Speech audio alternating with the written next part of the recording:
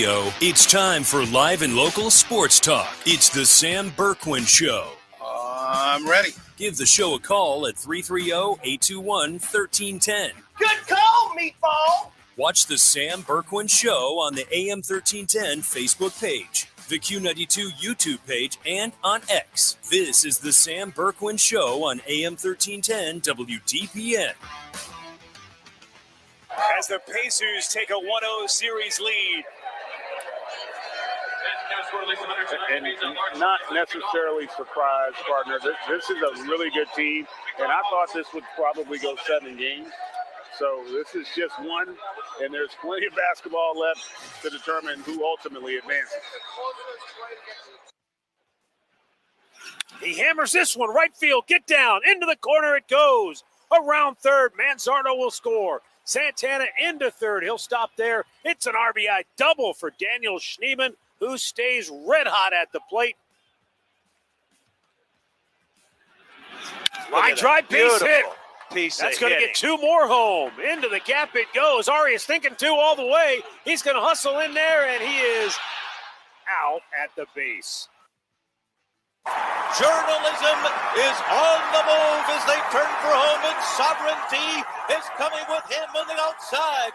The two of them go right by with a furlong to run. Journalism and Sovereignty, nose to nose, down to the last 16th of a mile. Sovereignty has taken the lead. Journalism is second toward the inside. Baez is third, but it will be Sovereignty to rule the Kentucky Derby. Journalism and Baez over next. Final Gambit was fourth. The final time was 2:02.31 seconds. Lowry, Keon, again Fleury. Looking for the tip, it's a pass. Kyle Connor, Pionk wants it, he gets it. Pionk shoots, tip, they score! Game over, series over!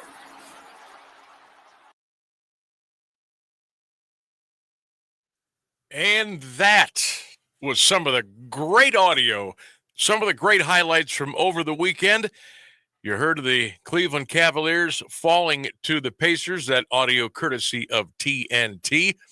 You heard the audio from Cleveland Guardians TV as the Guards took 2 out of 3 from the Blue Jays over the weekend. Boy, what a day in Lexington or Louisville, Kentucky. Rain, mud, and slop, but they got the Derby in.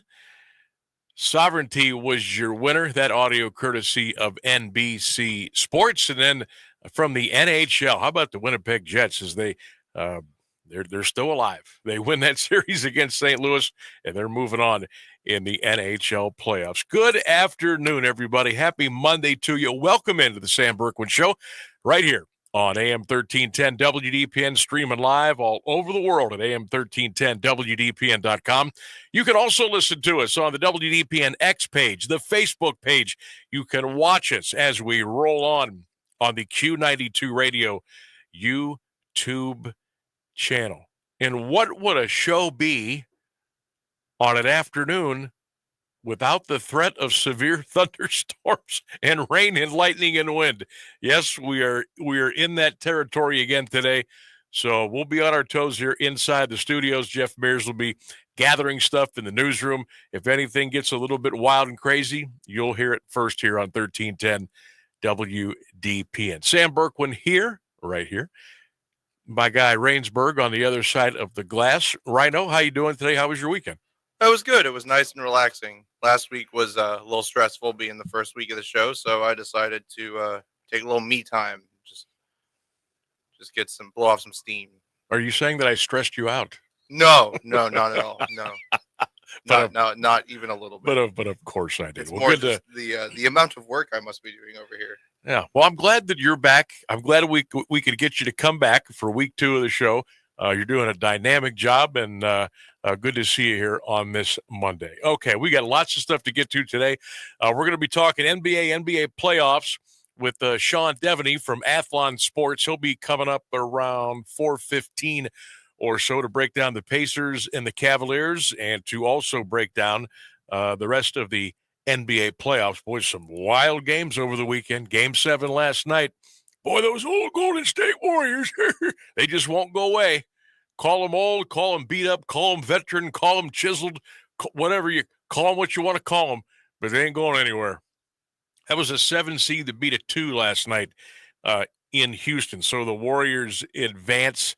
Of course, the Cavs fell short. We'll get to that. We're going to talk to USA Today's Bob Nightingale as well at about 5:10 today.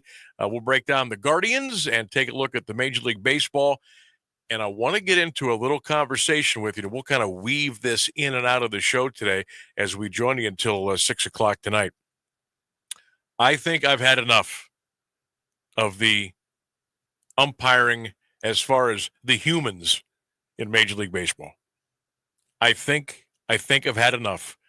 I think it's time to either go with robotic umpires or take that next step to where they tested it out during the spring training games this year. If you don't agree with a call, a pitch, either the batter or the catcher or the pitcher, somebody can tap their cap and say, review that pitch. And they'll do it within 3 or 4 seconds, and we'll move on with the game. Because, I cannot stand stoppages in play. The older I get, the more impatient I get. I cannot stand reviews. I cannot stand instant replay. I can't stand it. Anything to prolong or add time to a sporting event, it drives me up the I almost swore. It drives me up the wall. So, if I'm all for this, it must be pretty bad. And I watched a couple Major League Baseball games over the weekend, not all of the 9 innings of all the games, but yesterday's umpiring in the Guardians game, the guy behind the home plate, guy should be fired right now. Should be fired right now. And it's bad. It's not just when the Guardians play either. It's all over Major League Baseball. I want to get your thoughts on that as we move along here during the show this afternoon. We'll get into that. We'll talk to Bob Nightingale about that as well. So, Saturday, the family, we went up to Northfield, and we took in the Kentucky Derby, and we checked out about 4 or 5 of the live races, and we were up there for about 3 hours on Saturday. Weather was it was bad. We dressed as if we were going to a football game on Saturday. We got up to Northfield around 4:15, and it was 47 degrees and a cold mist. It was windy. But I said, hey, we're going to do it. We're going to do it. So we did it. And we hung out up there for about 2.5, 3 hours. Didn't win. No, I shouldn't say that. On the Kentucky Derby, we didn't win a nickel. We didn't win a nickel. Now, the first race at Northfield, the live racing, I hit. Not much, but I hit. I hit a little bit of money. So that softened the blow of what we lost on the Derby. But we had a good time. It was cold. We ate really healthy. Cheeto-covered corn dogs, pretzels with cheese, steak burgers with mayo. Oh, we ate really healthy. But my son was so mad because he blew all his money on the Derby.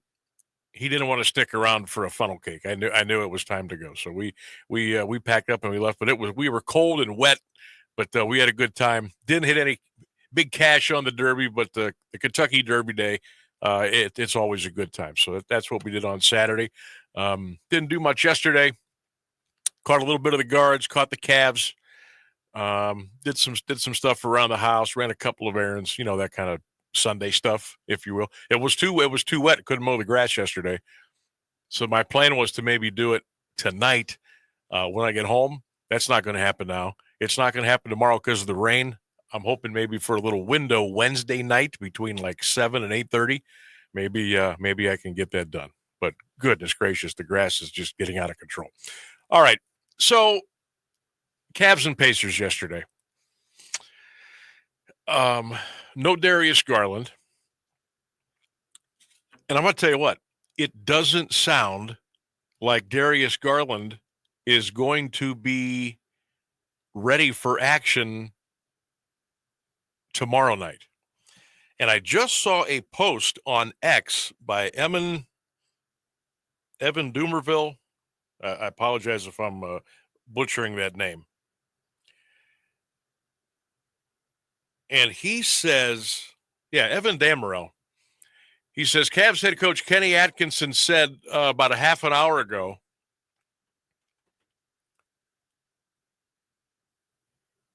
that let me get this straight. Kenny Atkinson said he has real concerns about DeAndre Hunter and Evan Mobley's availability tomorrow night against the Indiana Pacers. So you're telling me there's a possibility that in Game 2 of the Eastern Conference Finals tomorrow night, we could be without Darius Garland, DeAndre Hunter, and Evan Mobley? That's not good. That's not good at all. Now, this was about a half an hour ago. I'm sure there will be updates throughout the day, throughout the night, updates throughout tomorrow. But I almost kind of get the feeling if the injury report was due like right now, all three of those guys would be questionable at best and maybe ruled out. So hopefully they can heal up a little bit. Can you imagine going into a Game 2 that's kind of sort of a must win and you wouldn't have either one of those three guys? No Mobley, no Garland, no Hunter. To the game yesterday, Pacers came right out and took it to the Cavs. If you watch the game, and I'm not saying that you knew the game was over in the first 4 minutes because it's the NBA. It's 48 minutes. Teams make runs. Things happen. Timeouts, substitutions, hold shooting, hot shooting, good defense, bad defense, good transition, you name it. But you kind of got that feeling the way the Pacers came out and punched the Cavs in the mouth yesterday and took a 36-25 lead at the end of the first quarter play. I was a little bit worried. And I'll tell you why I was worried. You gave up 36 points. You gave up 36 points to the Indiana Pacers. Now, look, I know they get out and they run. they score. They score well over 115 a game on the average, between 110 and 115. Now, they'll give up some too. But when the Cavs gave up 36 points in the first quarter, I got a little concerned. Cavs outscored the Pacers 33-28 in the second quarter. Kind of got back into it a little bit. After three, I felt a little better, but I didn't feel great. And I'll tell you why. Cavaliers were down by as many as 12 in the game. Third quarter, they took that run, and Donovan kind of had to put the Cavs on his shoulders. 33 points, 5 rebounds, 4 assists, 1 steal. He really spent himself in that third quarter. And we were still kind of like dead even. couple of points behind. I'm thinking, boy, we used a lot of energy in that third quarter. And here we are still. Indiana kind of looked really fresh. And I thought, you know what? They just took a couple of body blows and a headshot. And they didn't really stagger too much. They were still in control of the game, I felt. But I'll tell you what really kind of turned me sour was during the broadcast on TNT, they put a little graphic up with FanDuel. And it showed that the betting line before the game started was the Pacers plus 8.5. At the current time, FanDuel had the Pacers at plus 0.5. You know what that told me? It told me they thought, they knew, or a combination of both, that the Cavaliers were probably not going to win that game. Because you should feel a whole lot better about yourself after the rally the Cavaliers had to dig out of that deep hole and for Donovan Mitchell to get going and for Jared Allen to get going. But the experts said, If you bet the game before, you gave 8.5. If you bet it right then and there, It was basically an even game. And with all that momentum, the experts, the boys in the desert, still felt like the Indiana Pacers most likely were going to win that game. I didn't feel good when I saw that. I didn't feel good when I saw that stat come up on the TV. Thus, the Pacers outscored the Cavaliers 29-22 in the fourth quarter. They win the game 121-112. Obviously, Sunday night, Monday morning, a lot of overreaction. We're here for it. What do you think, Cavs fans? Are you panicked just a little bit? How'd you feel during the game yesterday? How'd you feel when it was over? How you feeling about game 2? 330-821-1310, the number 330-821-1310. You can also text the show at 330-536-1146. Is tomorrow night a must win? And the answer is probably no. You got to win 4 games to win a series. But if you go down 0-2 at home, not only did you lose home court advantage after yesterday's game, you have just flat out given it away if you lose tomorrow night. What do you think? 330-821-1310. What'd you think about the performance yesterday? When did you get worried? Anytime a team shoots 19 of 36 from the three-point line, I get worried. That's almost 53% for the Pacers from three-point line. On the other side of the coin, the Cavaliers, they should have worked for Habitat for Humanity yesterday, the way they were putting bricks up. 9 of 38 for 23%. You're not going to win any games in the NBA with that. You're just not. Pacers at the free throw line, 14 out of 15. Cavaliers, 13 of 18. Rebounds were 43 apiece. We had 6 more offensive rebounds. Pacers had 5 more assists. We had 2 more steals. The Pacers, they had 9 blocks. They also turned it over 16 times. Cavs had 70 points in the paint to Indiana's 38, but it didn't matter. Because for every 2 we were making, they were making a 3. And it all added up to a 121-112 ball game at Rockin' Arena. And again, from Evan Dammarell on Twitter, Cavs head coach Kenny Atkinson says he is really concerned about the availability tomorrow of DeAndre Hunter and Evan Mobley. Ooh, that's not good. And really didn't say much that I heard of the press conference today about Darius Garland. I almost get the feeling that he is not going to be available either. So it's a 7-game series. 1 game does not a series make. What's the old line LeBron said? A series doesn't start until the road team wins. Whoops. Well, I guess the series has officially began because the Pacers came into Cleveland last night and took it to the Cavaliers. The guy I worried about, talked to Sam Amico about this last week, and I think I also chatted about it with Brian Dulick. Pascal Siakam, 17 points, 8 rebounds, 4 assists. He's just a tough son of a gun to get in front of. Naismith had 17 and 8. Turner 13 and 11. He's a matchup problem. Halliburton 22 points. Nembhard 23 points. TJ McConnell's kind of a pain. 7 points and a couple of assists. Toppin 7 points, 5 rebounds, 2 assists. They're a tough matchup for the Cavaliers. They really are. Now, on the Cavaliers side, 1, 2, 3, 4 starters all played over 31 minutes yesterday.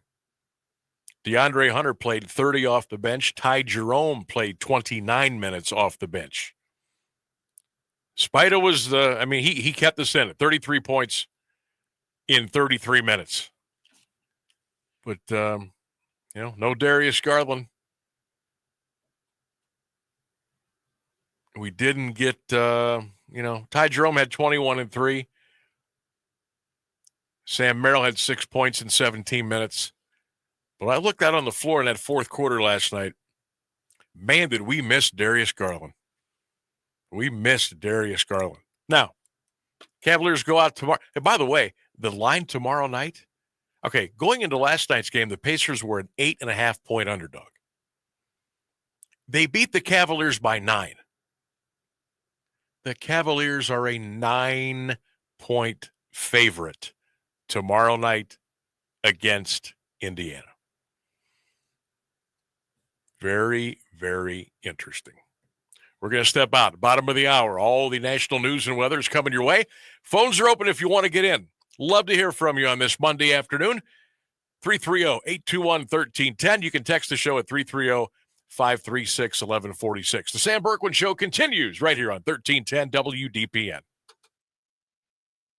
Good afternoon. It's 3:30. President Trump is floating the idea of reopening a defunct prison on the West Coast in an effort to house the country's worst offenders. ABC News White House correspondent Karen Travers has more. The new director of the Federal Bureau of Prisons, who was just appointed by President Trump, said the agency will vigorously pursue all avenues to support and implement the president's agenda. William K. Marshall III said in a statement that Alcatraz has a, quote, rich history, adding, quote, we look forward to restoring this powerful symbol of law, order, and justice. Alcatraz closed in 1963 after nearly 30 years in operation, primarily due to high operating costs and the deteriorating condition of the facility. It's operated as a museum since 1973, with over 1 million visitors each year. Karen Travers, ABC News, the White House. Washington, D.C. Mayor Muriel Bowser was in the Oval Office today for President Trump's announcement that the 2027 NFL Draft would take place in her city. Bowser said, we believe in investing in sports because they have helped us transform neighborhoods. She says the event would increase tourism. It was a rare moment of harmony between Bowser and Trump, who have frequently feuded over the years. Most recently, Trump said the federal government should take over Washington, D.C. because it's not safe. Jury selection has begun in the high-profile sex trafficking case against music mogul Sean Diddy Combs, with both sides ready to make their case once their decisions have been made on who to seat inside the jury box. ABC's Aaron Koturski has more from Manhattan. Combs rejected a last-minute offer to plead guilty. His attorneys are out to convince the jury the government is trying to police consensual sex by a swinger who they say invited third parties into his bedroom. Prospective jurors have already answered written questions about their knowledge of Combs, their ability to be fair, and their tolerance for a 2-month trial with explicit evidence. All Vatican personnel involved in supporting the upcoming papal conclave must take an oath of secrecy under penalty of automatic excommunication. Today's ceremony, mandated by Vatican law and revised by Pope Benedict XVI, includes clerics and lay staff alike, cooks, cleaners, doctors, nurses, and security officials. Nearly 135 cardinal electors will gather in the Sistine Chapel beginning Wednesday to vote in secret for Pope Francis's successor. The oath, which explicitly forbids recording or disclosing anything from within the conclave, underscores the Church's insistence on confidentiality. Cardinals are bound by their own rules of secrecy. They will take their oaths on Wednesday. It's 70 degrees in Alliance at 3:32. This is WDPN News. I'm Jeff Mears. Here's Mark Johnson's forecast on AM 1310 WDPN. Scattered rain and strong to severe storms likely by late afternoon into the evening hours today. It's going to be warmer, 71 degrees for the high. Overnight, more scattered showers and strong storms, mainly before midnight. Our low, 51. I am Mark J. Weather from News 5. Of all the ways to get ahead in life, we're one of them. And we're legal. The John Tesh Radio Show. I'm John Tesh, and we couldn't be happier about bringing you intelligence for your life every day. We have a room full of researchers gathering the information and ideas you need to make your life simpler and better, and to make you the smartest person in the room. You're just trying to be better. We're just trying to help. The John Tesh Radio Show. Join me for music and intelligence for your life, 10 to 3, Monday through Saturday, only on AM 1310 WDPN. It's intelligence for your life. Are you looking to send flowers to someone special? Let DeHaas Flowers Greenhouse and Landscaping take the hassle out of this beautiful gesture for you. When you order online through national flower dealers, you lose 20 to 30% of your money because it goes to the middleman. Get more bloom for your buck and order from DeHaas. They'll deliver. It's true. When you skip the middleman, all your money goes towards the flowers, and that makes everyone happy. Well, except the middleman. Locally owned and operated, the experts at DeHoff's have over 61 years of professional knowledge and experience, and they'll be happy to design the perfect arrangement for all the events in your life. So remember, DeHoffs.com, and you'll always get more bloom for your buck. In Alliance on the corner of Beach and Beechwood, you can order by phone too at 330-823-1455. This is the Sam Bourquin Show on AM 1310 WDPN. Back here on 1310 WDPN, streaming live at AM1310WDPN.com. You can watch the show, listen to it, check it out. A little different perspective on how we're doing things inside the big studio here.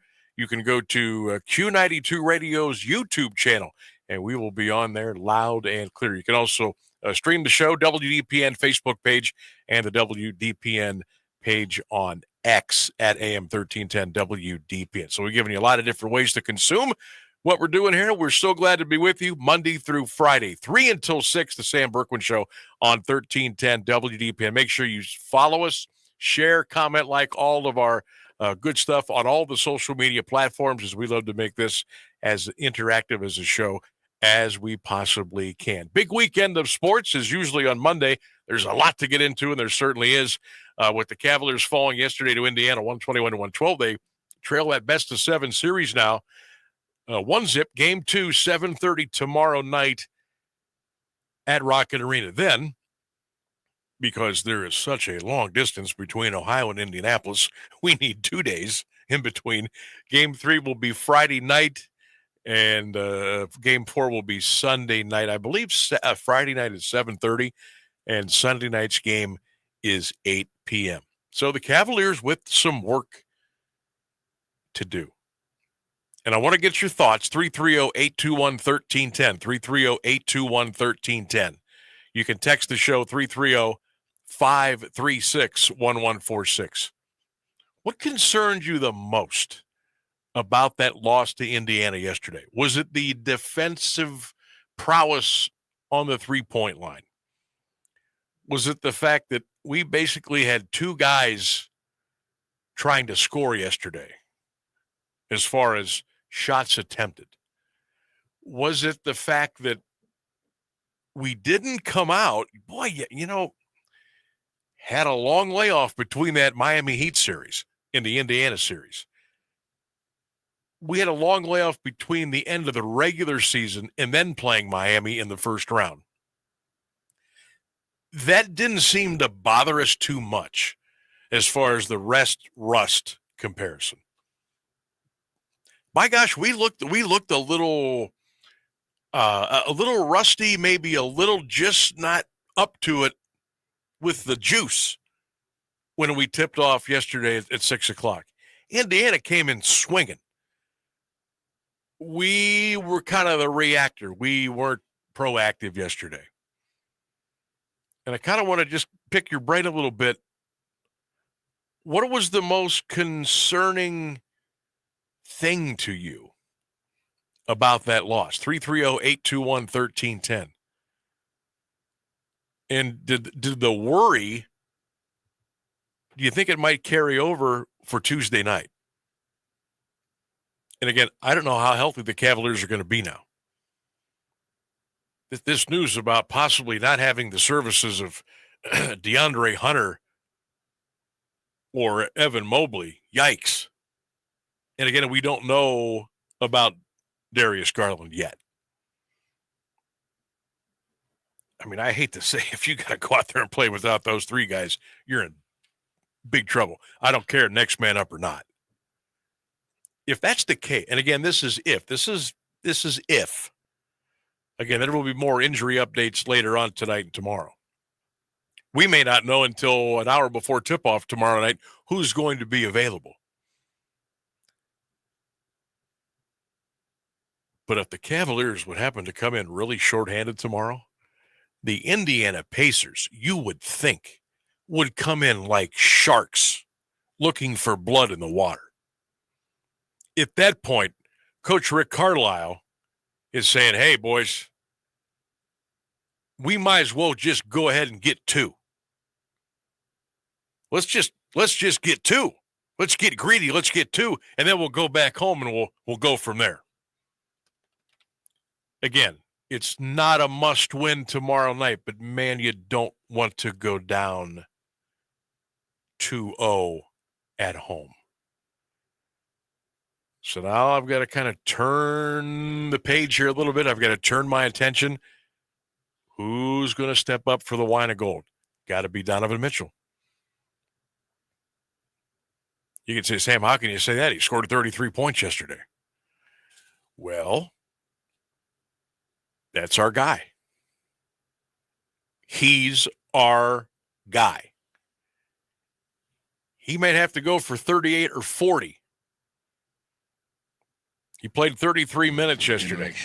Mobley played 35. Strus played 31. Didn't get a whole lot from Max. He 7.7 rebounds, 3 assists. I mean, that's an okay stat line, but not a great line if you're starting in the second round series of the NBA playoffs. J.A. played 30. Jared Allen. Merrill played 17 minutes. Hunter played 30. Jerome played 29. Dean Wade played 16 minutes yesterday. So obviously we missed our guy, Darius Garland. But as far as guys that got to step up, to me, number one, it's got to be Donovan Mitchell. Even more. I need more out of you, Spida. And I think I want more out of DeAndre Hunter. I think if the Cavs are going to win game 2, if they're going to win the series, if they're going to move on to where we want to go in June, I'd like to see DeAndre Hunter in a 48-minute game. I'd like to see him play about 32 to 33 minutes. I think we need about 18 to 20 points, 10 to 11 rebounds. Get me a couple block shots. Maybe get me a steal or 2. I think that's what the Cavaliers are going to need out of DeAndre Hunter. Evan Mobley didn't look terribly comfortable shooting threes yesterday, but I can live with that because he still got me a double-double in 35 minutes. And I'll tell you what, Jared Allen took a beating yesterday. DeAndre Hunter took a beating yesterday. 2 hard falls to the floor, like right, you know how you fall in your tailbone area, the small of your back, and you can't really brace yourself. And imagine hitting the deck, at 7 foot, 200 pounds plus for Allen, and DeAndre's a big dude too, and they just hit the floor hard. And you could tell they were not feeling 100% after they went down. So those are my 2 guys I think that need to kind of pick it up a little bit. Let's pick it up a little bit between Spida and DeAndre Hunter. I think that's what I'm looking for tomorrow. Now, will the Pacers come out tomorrow night and shoot the ball at that ridiculous percentage that they did? I can't see it. And I don't see the Cavaliers coming out and shooting 23% from three-point range either. I mean, I guess I'm kind of talking myself into that, but I really don't think that we're going to see that happen. At least I hope we don't. The Cavs fans were ready to blow the roof off of Rocket Arena late in the third quarter. Cavs never gave them a reason to get up and really get roaring in the fourth. They just didn't. Pacers lead the series 1-0. Last night, Game 7, Houston and Golden State. The old men got the job done. Golden State 103 and the Rockets 89. Golden State outscored them 28-20 in the second, 33-27 in the fourth. Steph Curry, 22 points, 10 rebounds, 7 assists, 2 steals, and 2 blocks. Golden State is moving on. They win Game 7 on the road. On the road in Houston. I think that's only the third time since, what was the stat that I saw last night? The third time in the history of the playoffs that a 7 has beaten a 2. And the Warriors did that last night. NBA playoffs continue this evening, 7 o'clock. Brand new series, New York and Boston. At the TD Garden, the Celtics are a 9.5-point favorite. The 9:30 tip tonight, also a 9.5-point spread. Oklahoma City at home against Denver. The Thunder are laying 9.5 at home. So that's what you got cooking tonight in the NBA. We're going to step out. Coming up on 15 minutes until the top of the hour, 330-821-1310. You can text the show, 330-536-1146. Talking Cavs, talking NBA playoffs. Down the road, we'll get into the Guardians, a big series with them. We'll kind of recap the Kentucky Derby, and we'll take a look at the Mount Union Purple Raider baseball team. They went to Muskingum yesterday. They got a split. That was enough. They are the regular season OAC baseball champions. The OAC baseball tournament will get underway this Thursday at Rayfield Rogers Field right here in Alliance. We'll come back and talk about that and a lot more as well. Stay with us. Much more to come on the Sam Bourquin Show. 1310 WDPN. Do you have trouble getting in and out of the bathtub? Are you afraid you'll slip and fall entering or exiting a tub? Safe Step walk-in tubs can transform your bathtub from an area of concern to a calming refuge. Call them today at 1-800-498-2098 and save $1,600. Safe Step walk-in tubs and showers are proudly made in Tennessee and offer an ultra-low step-in, avoiding that difficult climb over a traditional bathtub wall. They also offer a variety of therapeutic benefits that may help soothe your aching muscles and joints, increasing your mobility, boosting your energy, and improving your sleep. Safe Step walk-in tubs are designed to easily fit your existing tub space and are often installed in as little as one day. Just dial 1-800-498-2098 today to save $1,600 and receive a free shower package. That's 1-800-498-2098 for a free no-obligation consultation and to save $1,600. Safe Step walk-in tubs. Safety never felt so good. Hunter Lift in North Lima salutes America's armed forces and military veterans for the sacrifices they've made. Our troops are fighting to defend our country. We honor our warriors for their dedication and bravery, as well as our veterans and those who have given their lives, America's true heroes. This message from Hunter Lift, South Avenue in North Lima, specialists in below-the-hook lifting devices and material handling solutions. Call 330-549-3347. Every 65 seconds, someone in the United States develops Alzheimer's disease. Many don't even know it. I just knew that I wasn't the high-performing person I used to be. Pieces of my past are being erased. I was lucky. We caught this at the very earliest stages. I hope that my story can give other people hope. There is life to be lived. Increasingly, there will be treatments. We need to invest even more in research and finding treatments and cures. Bright Focus Foundation's Alzheimer's Disease Research Program has invested more than $175 million in breakthrough research. If your loved one or you yourself are sitting there thinking, something is wrong, I'm not who I used to be, you can get some answers and you can get them for free. Call us at 1-855-345-6237 or visit us online at brightfocus.org/brainhealth to learn more. You're listening to the Sam Bourquin Show on AM 1310 WDPN. We're back, 1310 WDPN, streaming live, AM 1310 WDPN.com. Sam Bourquin with you till 6 o'clock tonight. Don't forget to follow us on all of our social media platforms, whether it's Instagram, whether it's Facebook, whether it's X, it's our YouTube channel. You can check me out on TikTok as well at SamUB16 on TikTok. We'll keep you what's going on here on 1310 WDPN. Guardians in action tonight in our nation's capital. They'll take on the Nationals. Ortiz and Irvin, the pitching matchup tonight in Washington, D.C., as that'll be game one of a 3-game series. Looks like they should be okay. Temperature's going to be in the low 70s, maybe about 10 or 15% chance of rain in D.C. as the Guardians take on the Nationals tonight. First pitch at 6:45. So the Cavaliers will have a day off today. Pacers a day off today as well. They'll get after tomorrow night back at Rocket Arena at 7:30, Game 2 of the Eastern Conference semifinals. Pacers, again, 121-112 win over the Wine and Gold yesterday. After the game, Spida Miller, I should say, and Evan Mobley met with the media, and here's a little bit of what they had to say after the Cavaliers lost to the Pacers in Game 1 at Rocket Arena. But give them credit. They came in here and handled business. They were physical. I mean, we would love to go 16-0, but that's not how this works. So, I'm sorry. Should probably, like I said, they made shots. We got to be better defensively.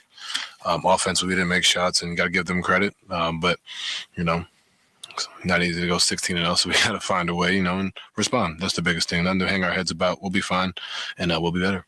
For either one of you guys, what, if anything, can you do to get the pace more in your favor and dictate terms in a way that maybe you couldn't tonight?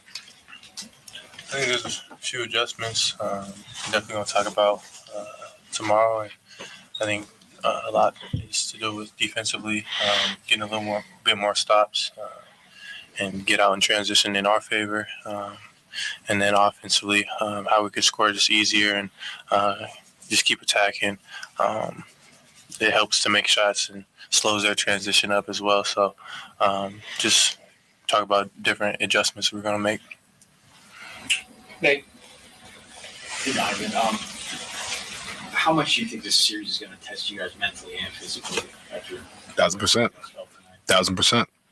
I mean, like I just said, it would have been great to come in here and sweep these guys too, but that's not how this works, man. This is, an uphill battle. It's always going to be, it's the playoffs, I said it during, the media the other day, like, this is an experienced basketball team. They're not going to waver. They've been there before. And for us, this is one game. You know what I mean? The biggest thing is just how do you respond, look at the film.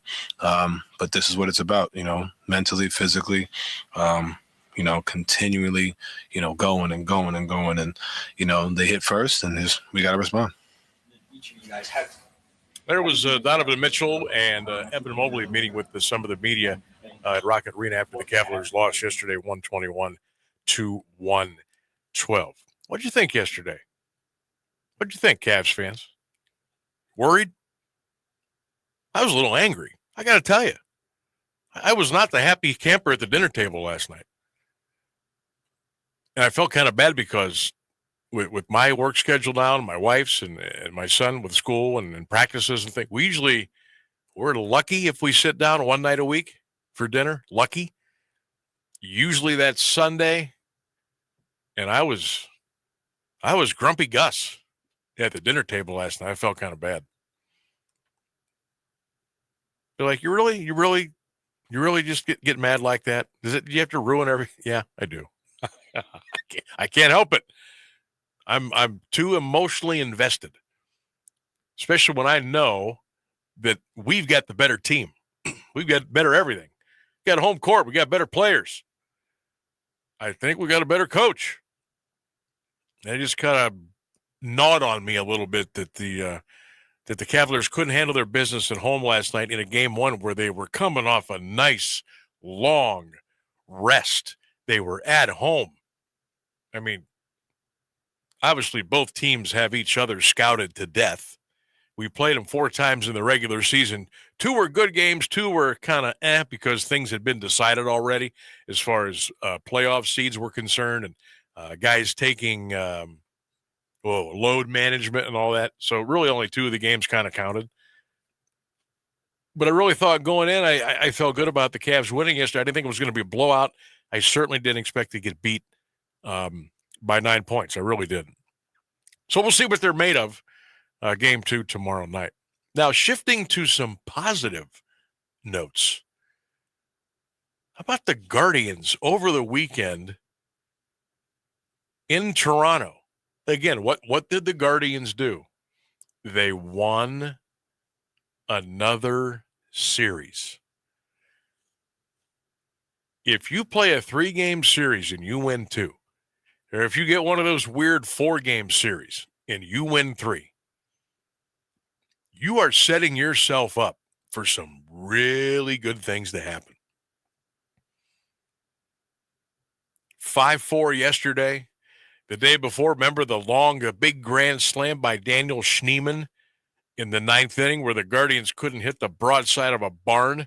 They end up getting out of there with a win. And they hold on for the win yesterday, 5-4. Guardians are now 20-14 on the season. Blue Jays dropped to 16-18. Again, the Guards and Nationals in our nation's capital coming up tonight, tomorrow, and Wednesday. So a couple of takeaways from the baseball game yesterday. See, I was in a good mood. Hey, we're gonna get a Cleveland sweep today. Guards and Cavs didn't happen. Tanner Bybee looked pretty good. Not great, pretty good. 5 innings, 3 runs, 2 earned. He struck out 3, walked 2. Then he cramped up. He couldn't stay in the game, so we had to go to our pen. But that worked out quite nicely. Now, Clase gave up a run in the 9th inning on a hit, struck out 1, but he got the save. Guards had 10 hits yesterday. They did commit 2 errors. That's kind of been a little bit of a, an issue lately. Not playing, as Tito used to say, we're not playing clean baseball, but I think that they will get that turned around. So the Guardians are doing Guardians things, Guards ball. They win yesterday, despite Stephen Kwan.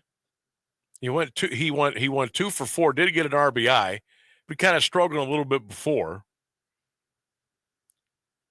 John Kenzie no hits yesterday. Nolan Jones no hit yesterday. Manzardo 2 for 3 had a good day. Hosey was 0 for 4, but again, he's kind of coming off a little bit of a bugaboo, the injury that he sustained the other night down at first base. So kind of work him back a little bit. Carlos Santana, 0 for 3 again yesterday. He did score a run. Gabby Arias, 3 for 4 with a couple of RBI. Angel Martinez, 2 for 4 yesterday with a run scored. Carlos Santana is really starting to worry me a little bit. He's hitting .219 on the season, .219. And he's been hitting in the 4 hole much of the year. He's got 114 at bats. It's not like he hasn't getting his swings in. 3 home runs, 10 RBI. Slugging percentage, mamma mia, .316. On base percentage, .316. 25 hits and 114 at bats. He struck out 22 times. I don't know. How long are you going to go with Carlos? How long are you going to go with Carlos Santana? Remember, the big bopper from a year ago is gone. Josh Naylor's gone. Where are we going to get the juice? Where are we going to get that pop? Manzardo's been giving us some pop. But I got to get some stuff out of Nolan Jones. I got to get something from Santana. Schneemann's coming around a little bit. Now, this could be a hot streak or this could be a coming of for Daniel Schneemann. Bo Naylor, by the way, 0 for 3 yesterday. But, hey, I can't sit here and I can't complain too loudly and I can't complain too long when you're 20-14. Okay? You're 6 games above 500. You're a game and a half behind Detroit. Folks, Detroit, and I know it's only 35 games. I don't think they're going away. And remember, they've played 19 games on the road. They've played 16 at home. Kind of like the Guards. We've got 16 at home. We've played 18 on the road. But the Detroit Tigers aren't going anywhere at 22-13. And they're really good at home. They're really good at Comerica Park. They're 13-3. Rest of the division, the Royals are 19-16, 3 games out. Twins, forget about it. White Sox, forget about it. But the Guards are playing good ball. They're fun. They're playing fun ball. They're playing Guards ball. And Stephen Vogt is doing a pretty nice job of managing this team again. Thought there might be a little fall off. We talked about this last week. Sometimes, players, managers, whatever, they have a little sophomore jinx. Maybe they come out firing for 1 year, and then it's like you can take a little dip the next year. That hasn't happened with Voter. He's still doing an amazing job. I think the players really like playing for him. It seems like it's a really good clubhouse. Like they mesh really well, and you can kind of get that feeling from spring training that this group again here, like we had it with Tito a couple of years before. Whoever's on the roster, they kind of galvanize. They kind of come together. Okay?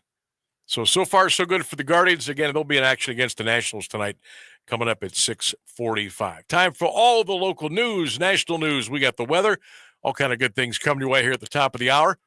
2 more big hours to go. Stay with us on the Sam Bourquin Show right here, 1310 WDPN, streaming live, AM1310WDPN.com. An important part of the Alliance community since 1953. You're listening to AM 1310, WDPN Alliance. ABC News, I'm Michelle Franzen. Nationwide air traffic controllers are dealing with staff shortages and aging equipment, and we're learning more about that brief outage of flight screens at Newark Liberty International Airport 1 week ago. ABC's Sam Sweeney says it prevented controllers from talking with aircraft for more than a minute. This had a ripple effect throughout the day at Newark. And as you can imagine, this can be a traumatic experience when you are controlling airplanes in some of the busiest and most complicated airspace in the country. The last thing you want is for your screen to go dark or freeze, and then also lose the ability to communicate with these pilots. President Trump says his administration is in trade talks with many countries, he says, including China. Investors and businesses, though, remain uncertain over tariffs. At the White House this afternoon, the president meets with Ksenia Karelina, a U.S. Russian citizen and ballerina who was released in a prisoner swap with Russia in March. This is ABC News. This is the story of the one. As a lineman, he does whatever it takes to keep the power on in his community. And he wants a partner like Grainger who does the same. Grainger offers the professional-grade products he needs, from voltage detectors to harnesses to hard hats, plus fast, dependable delivery, so he can rise to every challenge.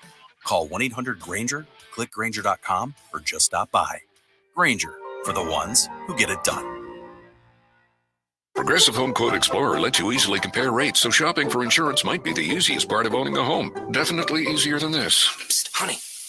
What? Shh, there's a salesman walking up the driveway. Oh no, he's got a clipboard. What do we do?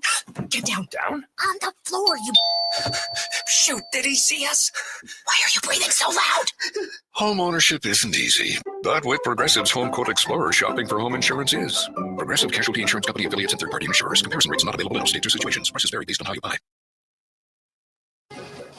Now, the latest Alliance area news from Jeff Mears on AM 1310 WDPN.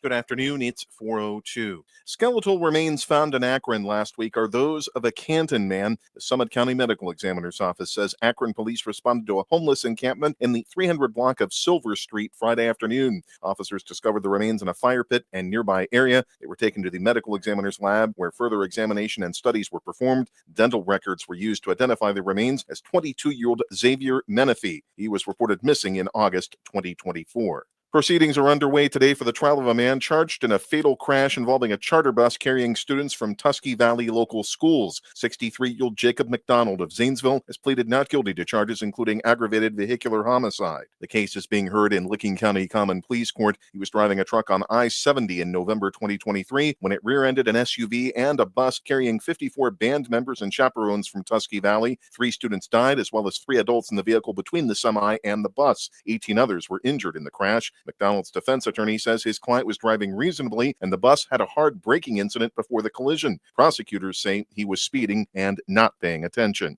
An Uber driver is accused of shooting a passenger in Lake Township. Uniontown Police Chief Michael Batchick says officers were called to the 600 block of Pontius Road around 12:15 Saturday morning. A 68-year-old Mogador man was being driven home when an argument took place inside the vehicle for an unknown reason. The 35-year-old Akron man driving the car allegedly shot the passenger. The victim sustained non-life-threatening injuries and was taken to Summa Health in Akron. Police will determine if they will file charges after consulting with the prosecutor's office. They continue to investigate. 2 dogs are dead after being shot by a Stark County Sheriff's deputy. The Sheriff's Office says the canines were being fed by homeowners in the 2200 block of 22nd Street Northeast in Canton Sunday when the animals became aggressive toward them. The residents had called about the dogs, which were loose. The responding deputy spoke to the homeowners through a doorbell camera. The dogs charged at him, cornering him between the home and a vehicle. The deputy shot both animals. He is assigned to the dog warden division. The owner was cited for allowing dogs to be at large. He was not home at the time. The owner later said the dogs had been running loose since Saturday. Local drug task forces around the state will receive money from the Recovery Ohio Law Enforcement Fund. More than $2.2 million will be awarded to 34 existing task forces to help identify high-level traffickers, dismantle large trafficking organizations, interrupt the international flow of money and drugs, and prevent illegal narcotics sales. The Sheriff's Office in Stark County will receive $20,000. $142,000 will go to Columbiana County, $30,000 to Mahoning, over $46,000 to Portage, and over $48,000 to Tuscarawas. A new treasurer has been named for the North Canton School District. The Board of Education hired Eric Bornstein during today's special meeting. He has served North Canton schools since 2016 as principal of Hoover High School. He previously was principal of Northwest High School and an associate principal of Worcester High School. Bornstein succeeds Tim Walker, who will take over as the district's superintendent in July. Superintendent Jeff Wendorf announced his retirement last month. Salem police are looking for someone who used counterfeit money this weekend. According to WFMJ-TV, officers were called to the Tractor Supply store on East State Street Saturday night. An employee said a customer purchased a $490 gift card with 6 $100 bills. The money was found to be fake during an end-of-count shift. A cashier at the Alliance Tractor Supply location reportedly refused to accept other counterfeit bills from the same suspect. Surveillance video will be reviewed by investigators. The Highway Patrol is investigating after a fatal 2-vehicle collision in Mahoning County's Coatesville Township. A vehicle slammed head-on into another on Route 422 at the Ohio border shortly before 7 a.m. today. One person was killed and a second was taken to St. Elizabeth Health Center. Their condition was not available. The westbound lane of 422 was temporarily closed while authorities cleared the scene. A gun charge will send a convicted killer back to prison. 33-year-old Kevon Williams was arrested last April during a traffic stop in Youngstown. Police reportedly found a pistol in the glove box of his car. Williams was not permitted to have a weapon due to a 2015 conviction for involuntary manslaughter, felonious assault, and abuse of a corpse. He was sentenced to 10 years in prison for the December 2012 shooting of 26-year-old David Jackson. Williams was sentenced to 18 months in prison Thursday. He earlier pleaded guilty to a charge of being a felon in possession of a firearm. A company that provides medical tests and tools to healthcare professionals is suing Insight Foundation of Trumbull. Roche Diagnostics filed the lawsuit last week in federal court. They're seeking nearly $300,000 in unpaid expenses for products and services provided to the former Trumbull Regional Medical Center in Warren and Hillside Rehabilitation in Howland. Insight Foundation took over management of the hospitals following a sale of assets from Steward Healthcare System during the latter's bankruptcy. Trumbull Regional and Hillside paused most inpatient and outpatient services in March after Steward ceased funding. The ER departments at both hospitals were closed later and the staff furloughed. Roche alleges Insight is responsible for about $294,000 in unpaid invoices. The suit claims Roche had an agreement with Steward, which Insight assumed last September. It's 69 degrees and Alliance at 407. This is the local edition of WDPN News. Mark Johnson's forecast is up next, a service of Canterbury Villa of Alliance. I'm Jeff Mears. Send your loved ones to a place that cares and a place that they can trust. They'll find a place that feels like home at Canterbury Villa in Alliance. They will provide the highest level of care to their residents when it comes to skilled nursing, rehabilitation, long-term care, and Alzheimer's care. At Canterbury Villa, your loved ones become family. Located on Freshley Avenue, schedule a free visit today by calling 330-821-4000 and ask for Samantha Nutter. At Canterbury Villa, they walk the talk. Meteorologist Mark Johnson has the latest forecast on AM 1310 WDPN. 71 mild and muggy degrees for the afternoon high today, but keep an eye to the sky for another round of strong to severe storms late afternoon into the evening. Overnight, more scattered thunderstorms before midnight with a low of 51. I am Mark J. Weather from News 5. This WDPN weather is brought to you by Canterbury Villa of Alliance, where your loved ones become family. Schedule a free visit today by calling 330-821-4000. Live from the AM 1310 WDPN studio, it's time for live and local sports talk. It's the Sam Bourquin Show. I'm ready. Give the show a call at 330-821-1310. Good call, meatball. Watch the Sam Bourquin Show on the AM 1310 Facebook page, the Q92 YouTube page, and on X. This is the Sam Bourquin Show on AM 1310 WDPN.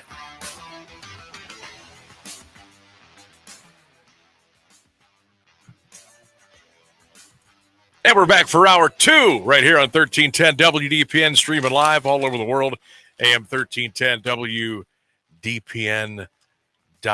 Sammy B here, my partner, Ryan Rainsberg on the other side of the glass. We welcome you into the 4 o'clock hour.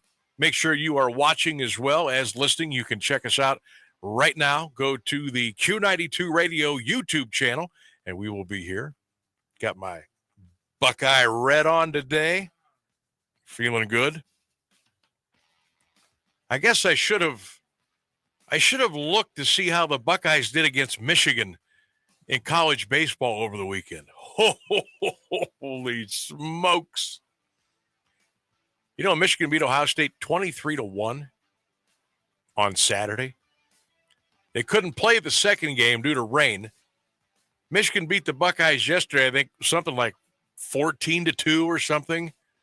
Oh, Buckeyes are like 10-31 in college baseball. That shouldn't happen. Look, I know we're a basketball. I know we're a football school, Ohio State. And I know basketball has got some tradition. You know, you got to go back a little bit, but we got some tradition there. Very good hockey team. Pretty decent softball program. Look, Ohio State's got like 30 varsity sports between men and women. Lacrosse, field hockey, volleyball, hockey. They got them all. And I'm not saying that we should dominate. Well, it's Ohio State. Listen to me, we. What do I have to do with it? But you can't get your tail kicked by Michigan 23-1 on a baseball diamond. And you certainly can't go 11-30. Hello, Ross Bjork, are you listening? You need to tighten that baseball thing up down there a little bit. I know we just got a new skipper a year ago, so it's going to take a little bit of time. But my goodness. But I got my Buckeye stuff on today. I'm fired up. Got the hat, the Buckeye polo. Let me bring this in here real quick. Get the Buckeye thermos. Got to rep Ohio State. We'll see what the Guardians do. I might rep some Cleveland stuff tomorrow, baseball. And see, I'm just a front runner guy. Let's just pull the curtain all the way back. Cavs win Tuesday. I'll be in here Wednesday. I'll have wine and gold. If they lose, and on Thursday I got to wear my Mount Union gear. Oh, I don't have any. I have to find something. I have to wear some purple here on Thursday. That'll be day one of the OAC baseball tournament that the Purple Raiders are going to be holding at Rayfield Rogers Field right down the road here on the campus of the University of Mount Union. Congratulations to the skipper, Paul Hesse, and the Mount Union baseball team. They went down to Muskingum yesterday. They got a doubleheader split. That's all they needed. They win the OAC regular season baseball championship. I believe they finished 27-9 on the season. And they get to host. They get to host a first round. Well, they get to host the whole thing.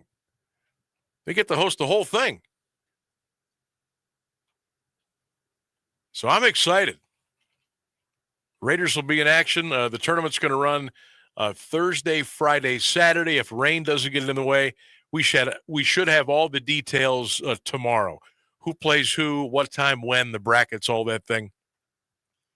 But I'm excited for the Raiders to make a little run, maybe for the college baseball season. So congratulations to them. Also, congrats to the Mount Union lacrosse team. They are in the tournament for the D3 tournament, and they will open up play coming up later on this week. They had those tournament drawings earlier this morning. So congrats to the Mount Union lacrosse team. Great day, great weekend of sports. Of course, we had the Cavs, we had the Guardians, we had the Kentucky Derby. I see Scotty Scheffler won another tournament yesterday by miles and miles. So Scotty Scheffler's got his putter working and his driver working again. So it was a busy weekend, and for the most part, we did not have, we had some rain, we had some wind, but we persevered and we made it through. Phone lines are open for you at 330-821-1310. That's 330-821-1310. You can also text the show at 330-536-1146. Your thoughts on the Cavs, your thoughts on the Guardians. We're going to be talking with Sean Devaney coming up here in just a couple of minutes. We're going to break down the Cavs-Pacers series and take a look at the NBA playoffs as well. Sean from Athlon Sports, and hopefully we'll hear from him here coming up here in just a few minutes. In the meantime, there's another alert now on the Cavaliers about maybe not having a couple of their studs tomorrow. Well, this is the second report I've seen. Kenny Atkinson not feeling really comfortable.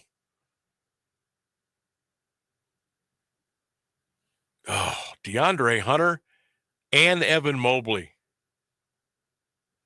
might not be able to give it a go tomorrow night. Holy smokes. We just can't have that. We just can't have that.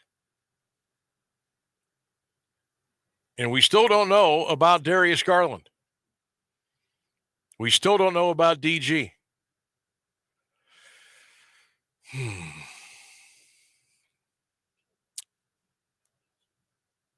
I'm starting to worry. Yeah, I'm going to be that guy. I came in here at 3 o'clock. Hey, we're okay. It's just one loss. I feel like this ship's going down.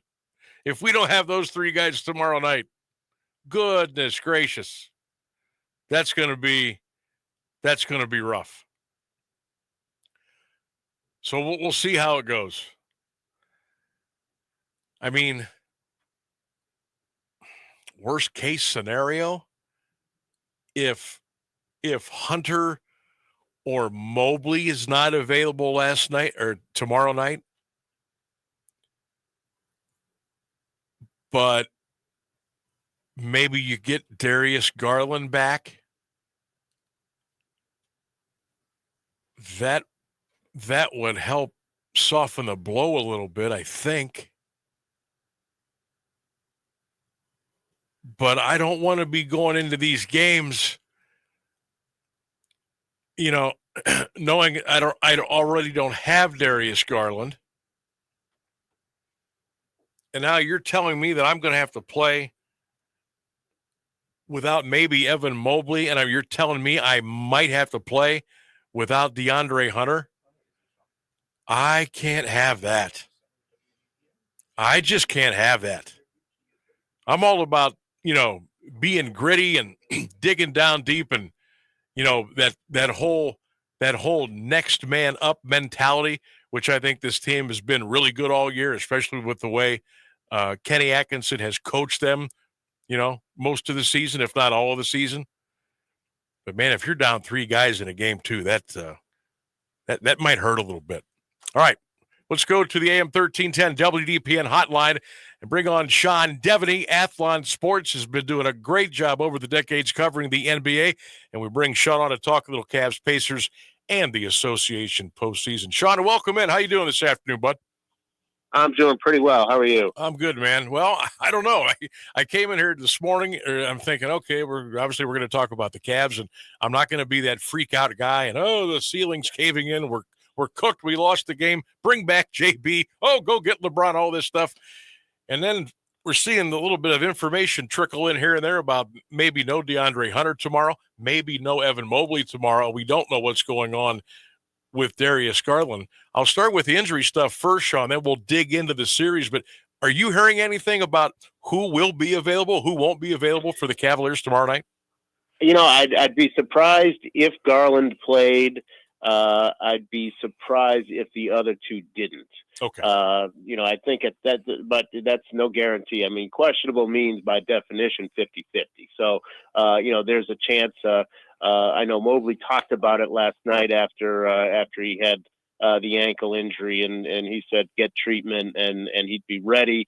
Unless they found anything that's really dramatically injured and has a chance to be a long-term injury, then I can't see him not suiting up. In the same with Hunter. So, I do think those two guys will be out there. But the toe thing with Garland is a lot trickier, and that one might need a little more time before he gets back out there. And I know this is not maybe it is kind of the same line of toe injury, but I remember when Kyrie had a toe injury once, it kept them out forever and ever and ever. And again, I'm not inside the body of DG, but I mean, you're right. Something like that could be a pain for days to come, couldn't it? Yeah, and it's almost an easier thing to deal with an ankle injury. Guys growing up have had ankle injuries all their lives. They kind of know how to manage them. They know what to expect. They know the pain level. But a toe injury can be different. It's a little bit like a hamstring or a groin, where it can feel better one day and then feel worse, and you just don't know quite what to expect, and that almost makes it more dangerous. It's not the same sort of dull pain that you get with an ankle injury or something like that. It's more of a sharp pain. It's a lot harder to deal with as a basketball player, especially because it could be random as well, and that just makes it hard to deal with as a player. So what he's dealing with now is trying to get that thing right and trying to make sure when he does that he's something close to 100% that he can be effective. So it could be a little trickier than some of the more traditional injuries that these players are used to.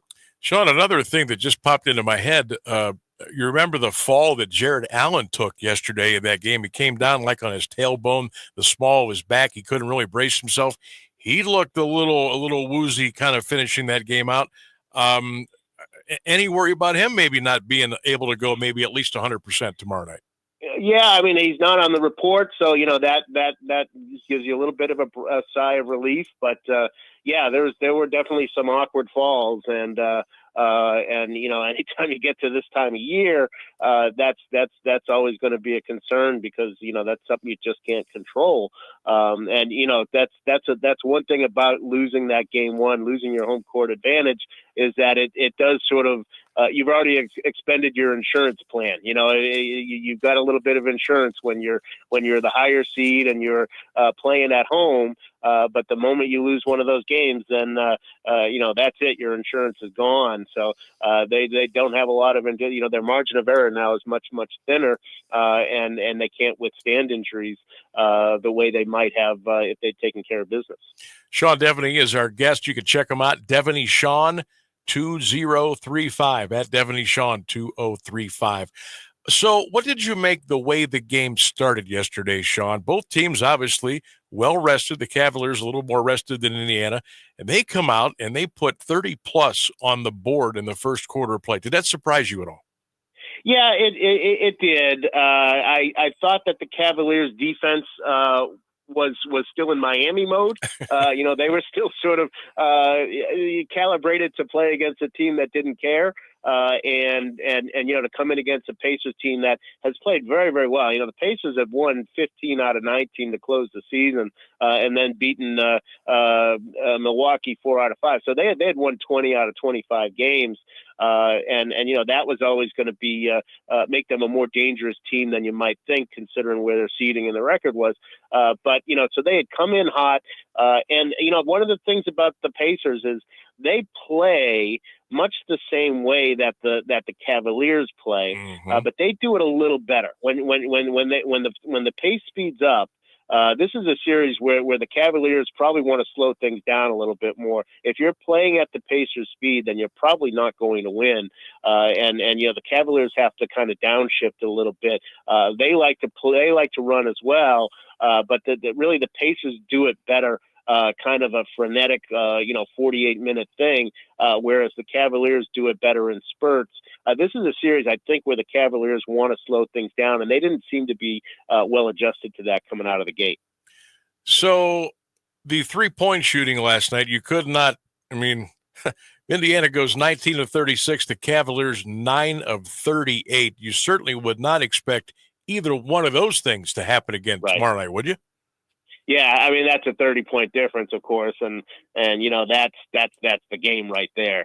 I don't think Indiana can count on shooting that well going forward. I don't think I think it had been 90-something games in a row that the Cavs had made at least 10 3-pointers, and that streak ended obviously. So it had been a pretty good stretch for the Cavs in terms of making threes and doing it consistently. One of the better 3-point. I think they were number 2 in their league in 3-pointers in the regular season. So yeah, that's not something you're going to see, and teams just don't shoot 50% from the 3-point line during the playoffs. So yeah, the Pacers, there's a little bit of a fluke there, no question.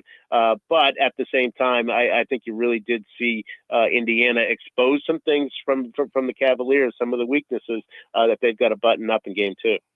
Sean, I was surprised a little bit that DeAndre Hunter, and again, I don't know his physical makeup as we went along yesterday, but I was surprised he wasn't able to maybe do a little bit more closing out on guys on the perimeter yesterday. That's kind of like the main reason we acquired him, was to be that guy to guard that 3-point line.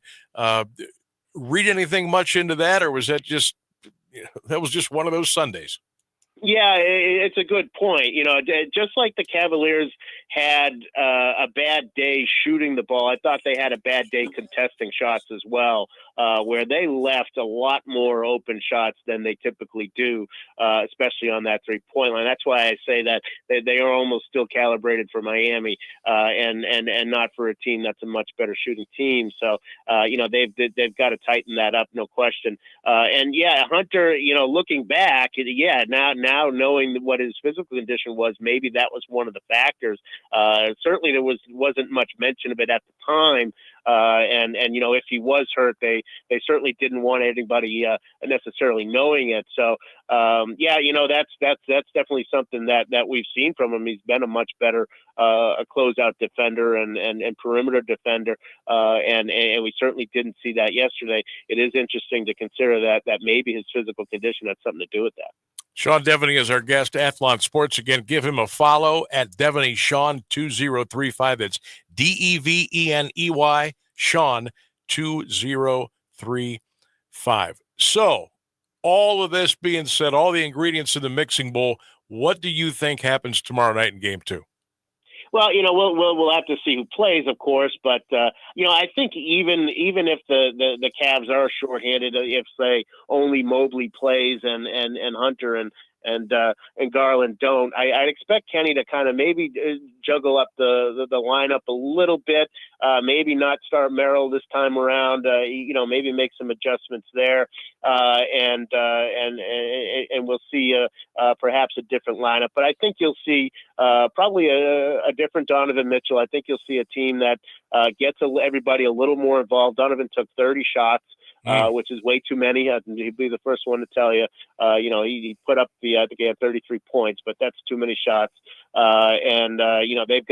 They've thrived getting more people involved, and that's going to have to be something that no matter who they have enough depth to withstand even losing a couple of guys.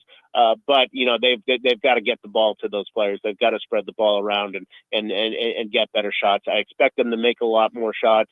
I expect them to defend better to be, and I do expect, and I think we saw this in the fourth quarter, really, where they did slow it down. We mentioned the pace before, and for the first three quarters, it was at Indiana's pace. I thought in the fourth quarter that they found a recipe to kind of slow things down and get the Cavaliers playing at the pace. I expect them to kind of continue that in game two, and it might be a tight one, but I do expect Cleveland to even this up and go back to Indiana at 1-1.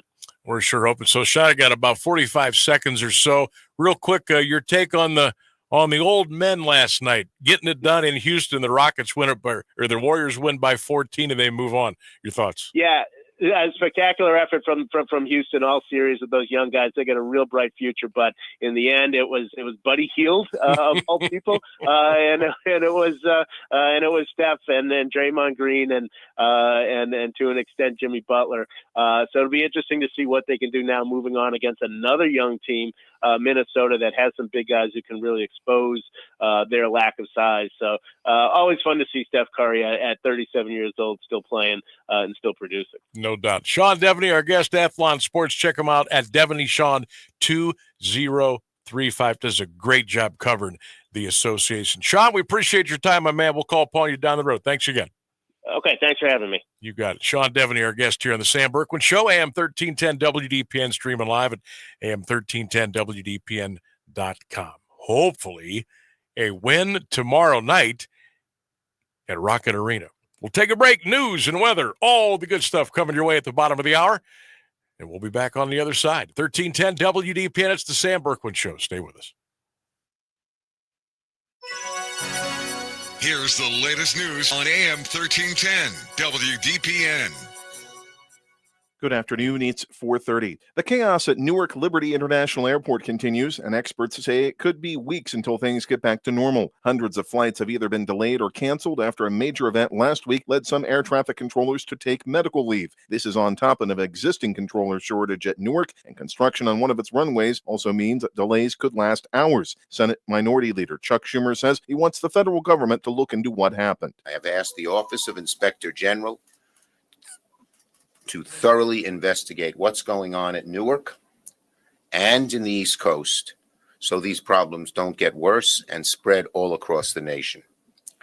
The chaos at Newark could very well be a harbinger if issues like these aren't fixed. Officials say a small boat believed to be carrying migrants capsized off San Diego's Pacific coast, leaving 3 people dead, 4 injured, and 9 others missing. U.S. Coast Guard Petty Officer Chris Sappi says it was unclear where the boat was coming from before it flipped about 35 miles north of the Mexico border. He described the boat as a panga, open boats designed for fishing but commonly used by smugglers. Coast Guard crews were searching near Torrey Pines State Beach. President Trump says he's poised to meet with Canada's Prime Minister Mark Carney tomorrow at the White House. Tariffs will be high on the list of topics, and Canada has been fighting back against them. Trump imposed the tariffs on Canadian goods last month. Trump told reporters at the Oval Office today that he's confident a deal can be made. They all want to make a deal because we have something that they all want. The tariffs have already led to higher prices on some goods in the U.S. The Federal Reserve will likely keep its key short-term interest rate unchanged Wednesday, despite criticism from President Trump and his demand that the Fed reduce borrowing costs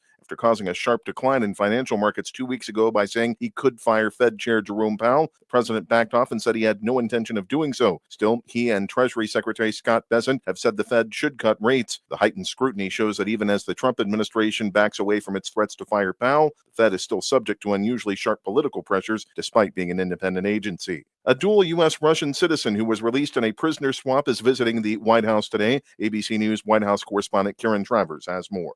President Trump will greet at the White House Ksenia Karolina, a U.S.-Russian dual citizen who was recently released after spending a year in a Russian prison. Karolina, a ballet dancer, was sentenced to 12 years over donations to an organization that supported Ukraine. She was released in a prisoner swap in early April. When she landed back on American soil, she thanked President Trump in a video posted by a White House official. Karen Travers, ABC News, the White House. It's 69 degrees. Alliance at 4:32. This is WDPN News. I'm Jeff Mears. Now, the Alliance Area Weather Forecast from Mark Johnson on AM 1310 WDPN. All right, the threat is there for another round of severe thunderstorm activity by late afternoon into the evening hours today. Otherwise, mostly cloudy, milder 71 muggy degrees. Overnight, scattered rain and thunder mostly before midnight. Our low 51. I am Mark J. Weather from News 5.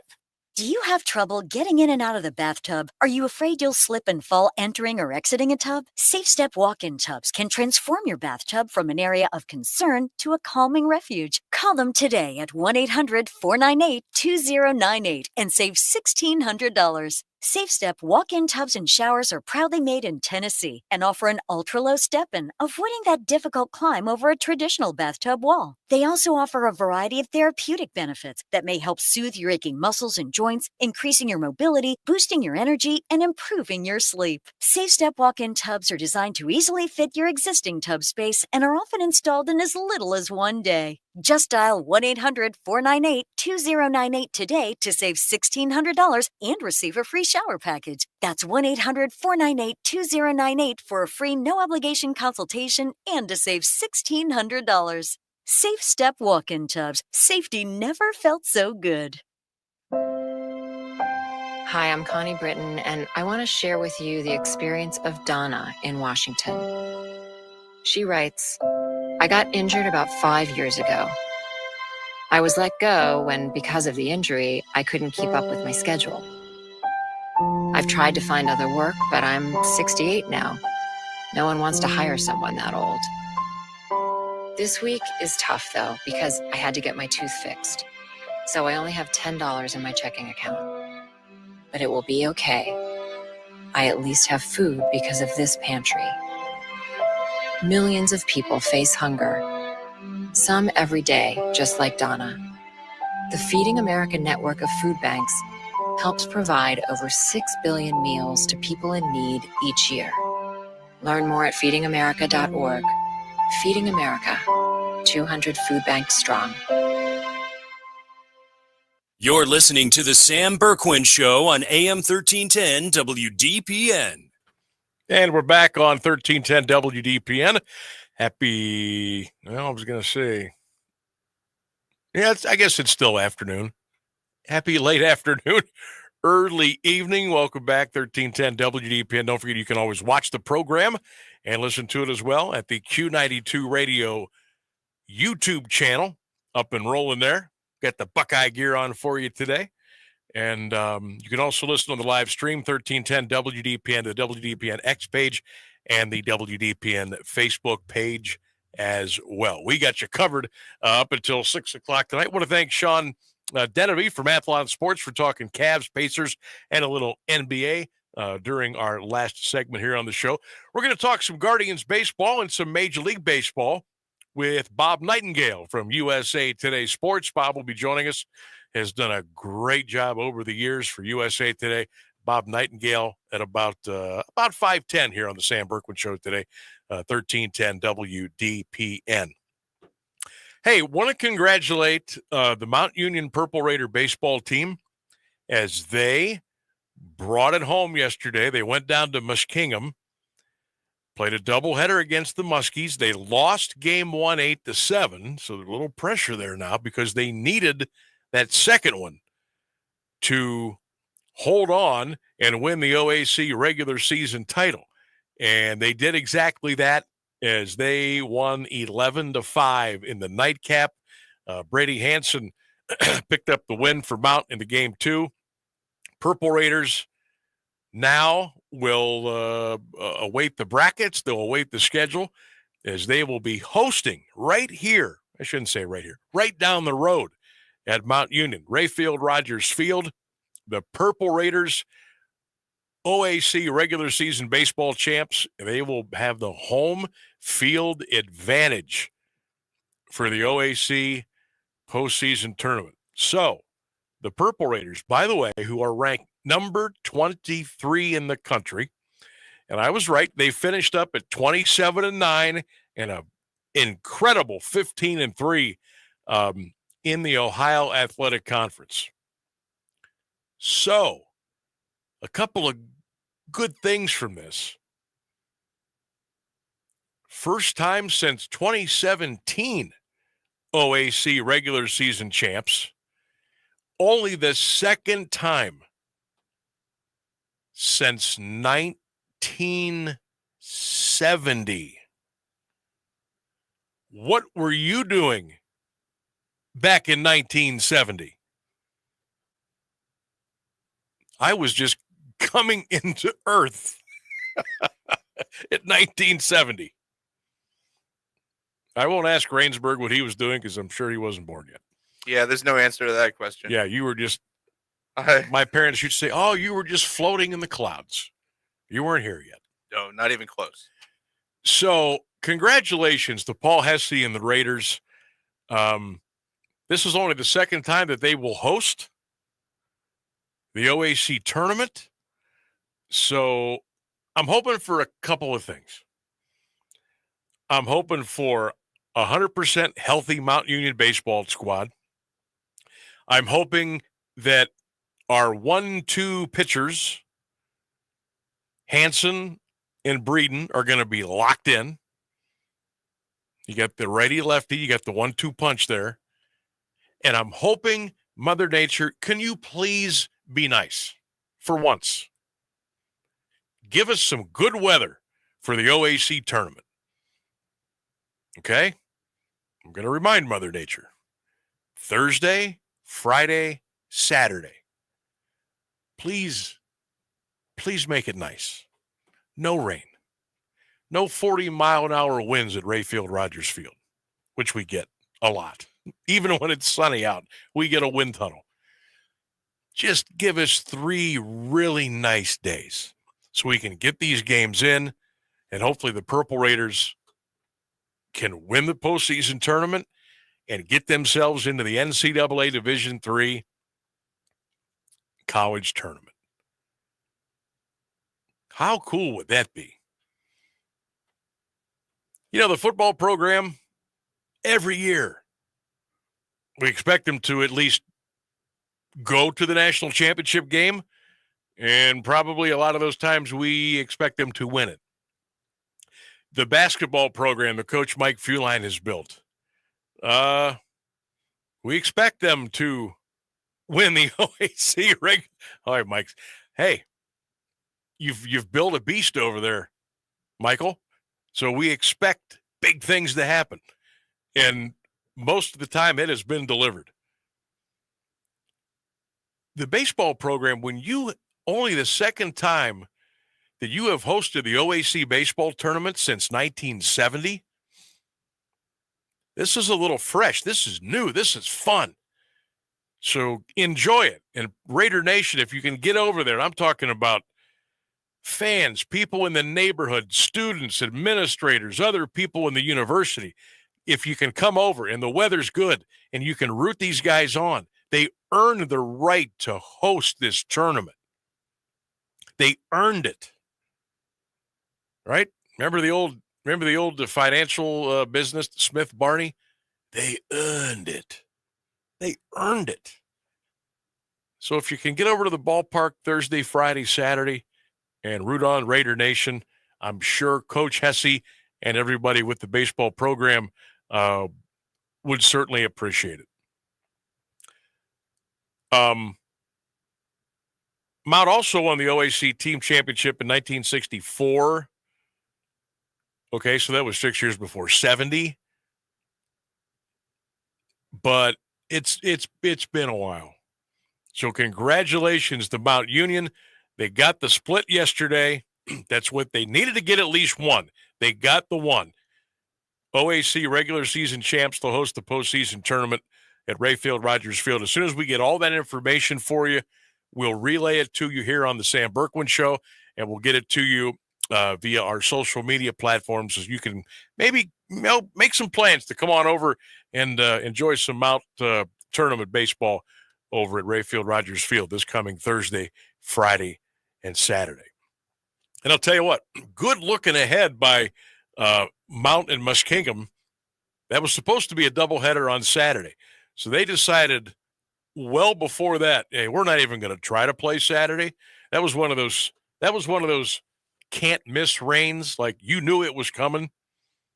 Okay, even the weather people you couldn't botch that. It was coming. So they said, you know what? Let's forget about Saturday. Let's schedule the doubleheader for Sunday, 1 o'clock and 4 o'clock. They got both games in. It was a beautiful day down at Muskingum, from what I've been reading. It was about 62, and it was sunny all day, a little bit of wind, but the weather was perfect for the Raiders, and they'll be going on to host the OAC baseball postseason tournament coming up beginning this Thursday. So go get them. Go get them, fellas. That's really cool. When those things, they don't come around as long as maybe you'd want, that's pretty awesome. And as I was lucky enough to call, probably 8 to 10 Mount Union games a year the last couple of years for the school when I had the opportunity. So you got to know the coaches, the staff, I got to watch Brady Hanson. I got to watch, Lehman, and I got to watch the guys over the last couple of years that, Schilling and Mazza, who are not there anymore. They've graduated, but I got to watch these guys, Zach Breeden. And I thought, hey, good stuff, man. Good kids, good coaches, good people. So I'm real happy for them, and I'm hoping they can get it done and move this thing right along here starting on Thursday. All right, the Guardians in action against the Washington Nationals tonight at 6:45. The Guards are 20-14 on the season.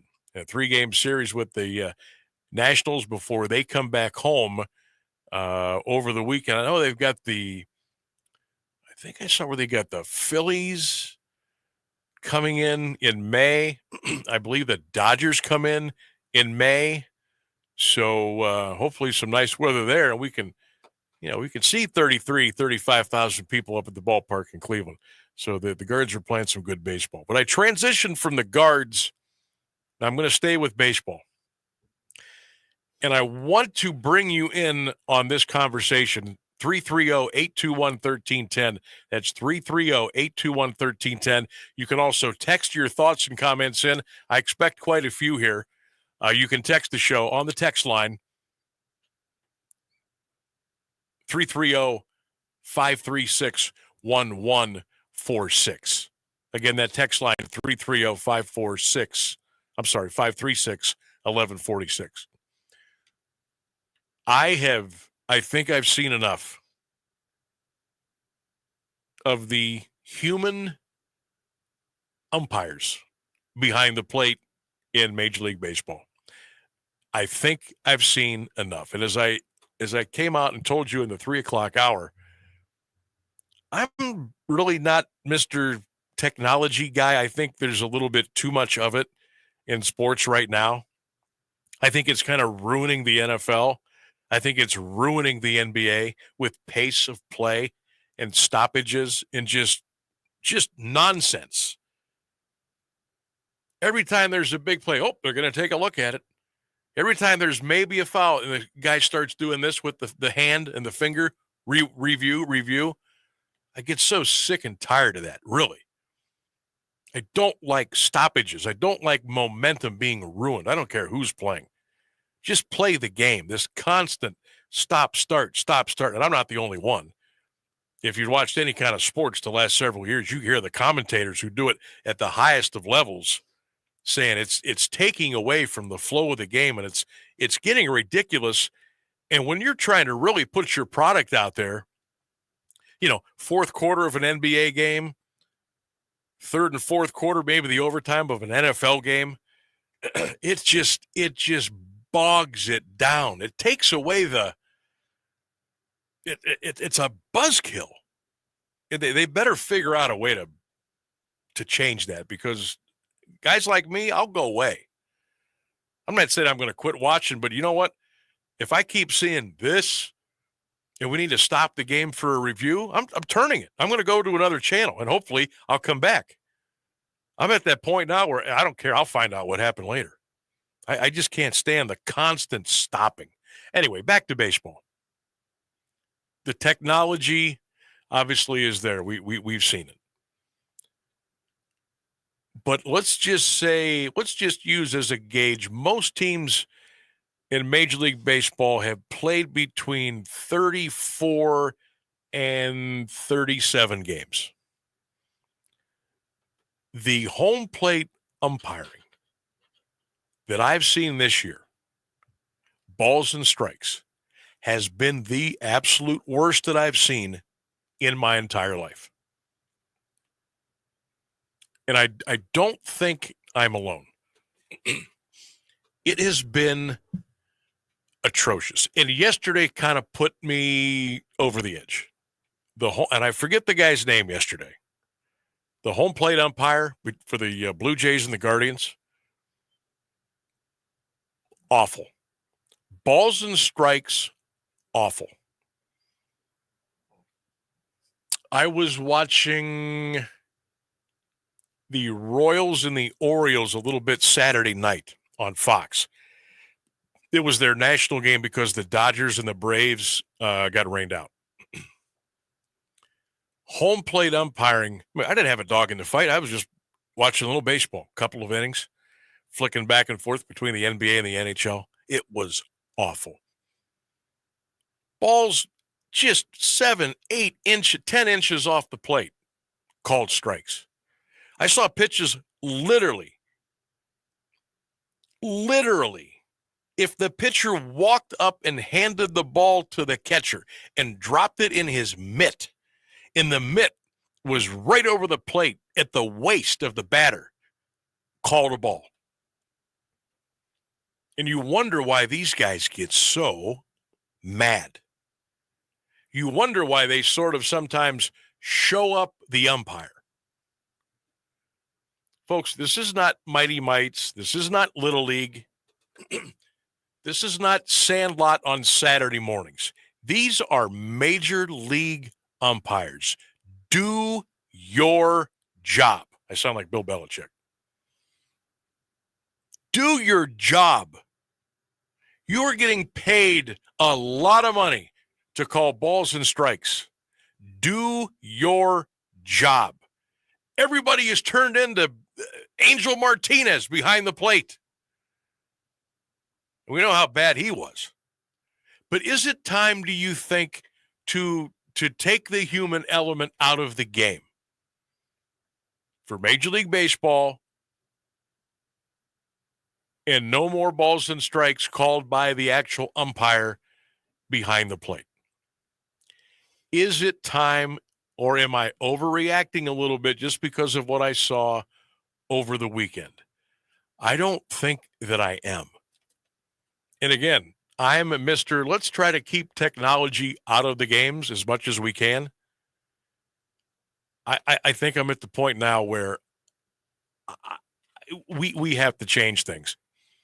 They implemented a system during the preseason games in Arizona and in Florida. If the batter wanted to challenge it, they'd tap their head. If the pitcher wanted to challenge it, they'd tap their cap. Took about 8 to 10 seconds, so there's really not, it's boom. There's the tap on the head. They put it up on the big screen out in center field or wherever, and within 2 or 3 seconds, the decision is made. It stays as a ball or a strike, or it's been overturned. It'll change to a ball or a strike, whatever. Is it time? 330-821-1310, 330-821-1310. You can text your comments, text your thoughts to the show on the text line at 330-536-1146. I think I've seen enough of the just botching of calls of balls and strikes behind home plate. And I might be alone here, but I can't believe that I am. Because you know how we see the complainers on Facebook and on X, right? Comments during games. What's this guy looking at? This umpire can't see. Are you kidding me? That was a ball and not a strike. Be consistent. What's the old chant from the peanut gallery at the games? There's 2 teams out there, right? Come on. It's 2025. Let's get it to where it's supposed to be. Just drives me nuts. And maybe because I was a pitcher, maybe it drives me nuts maybe a little bit more than somebody who played another position or didn't play baseball at all. But come on, you can't keep missing balls and strikes like that. You just can't. You just can't. We're going to step out. Phones are open, 330-821-1310, 330-821-1310. It's the Sam Bourquin Show on a Monday. It looks like it's going to start raining again. Stay with us, 1310 WDPN. It's the Sam Bourquin Show. Don't go away. You've always enjoyed an active lifestyle, hiking with family, resort vacations, the occasional trip to the spa, and nights out with friends at your favorite restaurants. You want and need your lifestyle to follow you into your retirement years. Now, imagine a place with peaceful surroundings, resort amenities, and easy access to city life. It's just around the corner at Copeland Oaks. Copeland Oaks has earned a reputation as more than a retirement destination, but also a place to call home. An independent consultant for senior living rated Copeland Oaks with a perfect score, and it's easy to see why.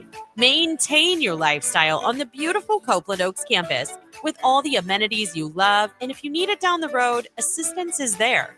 Keep living your life to its fullest at Copeland Oaks, your all-inclusive senior living resort. Visit CopelandOaks.com for more information. That's CopelandOaks.com. This place has a pulse.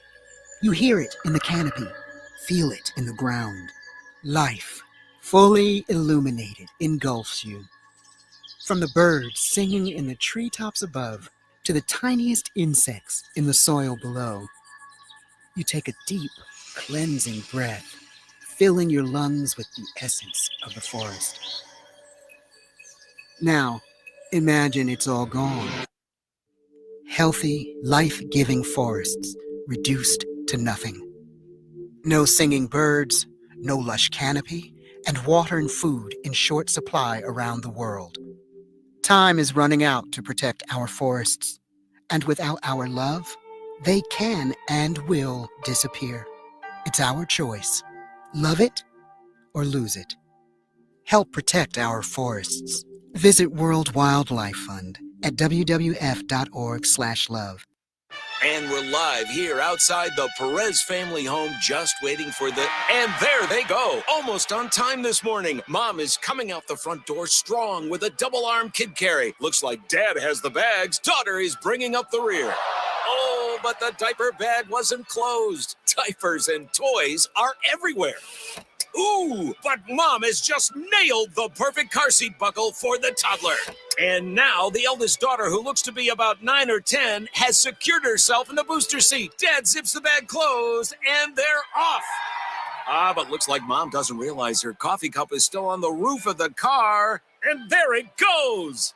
Oh, that's a shame. That mug was a fam favorite. Don't sweat the small stuff. Just nail the big stuff, like making sure your kids are buckled correctly in the right seat for their age and size. Learn more at nhtsa.gov/the right seat. Visit nhtsa.gov/the right seat. Brought to you by NHTSA and the Ad Council.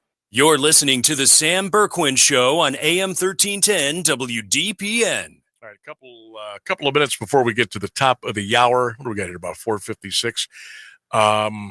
Got a couple of texts that Sam couldn't agree with you more. Get those bums out of there.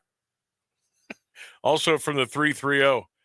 Can't believe you're finally coming around and embracing technology. Love the show. Yeah, I mean, I think it's time. Only because the calls are so outrageous. I can't believe how, like, if I was pitching today and the umpiring was as bad as it is, I would be thrown out of every single game I started. I'd probably be suspended for like a couple of weeks and told to go to anger management or something. It's been so bad. And again, I stress, this is the best of the best, the top of the top. This is Major League Baseball. This isn't Johnny and Bobby on a Saturday morning at the rec league. This is Major League Baseball. And these umpires are really, really bad with balls and strikes. And there's just no excuse for it. And it's up and down, it's in and out. There's, what's the word? Consistency. That's what drives everybody insane, is the inconsistency. Well, this guy's a high strike umpire. Well, then if you're going to be that way, then call it that way. If you're a low ball strike umpire, and if it's going to be your interpretation of what a strike really is, then be that way the whole game. Don't change and be Johnny come lately, come and go. Keep it the way you're going to keep it. Drives people nuts. It just really does. Another text here from the 234. Sam, you love the show. Welcome to Alliance. Appreciate it. I almost feel like I'm sounding mad right now, and I don't mean to sound angry at the umpires, but I think we need to make a change. I really do. Guardians Nationals 6:45 tonight from our nation's capital. Same two teams Tuesday, Wednesday. Cavaliers off tonight. We'll try to get healthy. And they'll try to regroup the troops, so to speak, and get ready for Game 2 of the NBA's Eastern Conference semifinals tomorrow night. I believe it's a 7:30 tip. Sunday's game was on TNT. I believe tomorrow night's game is on ESPN. Blech.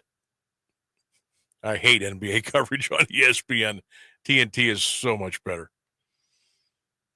So that's what we got coming up for the Cleveland teams here the next couple of days.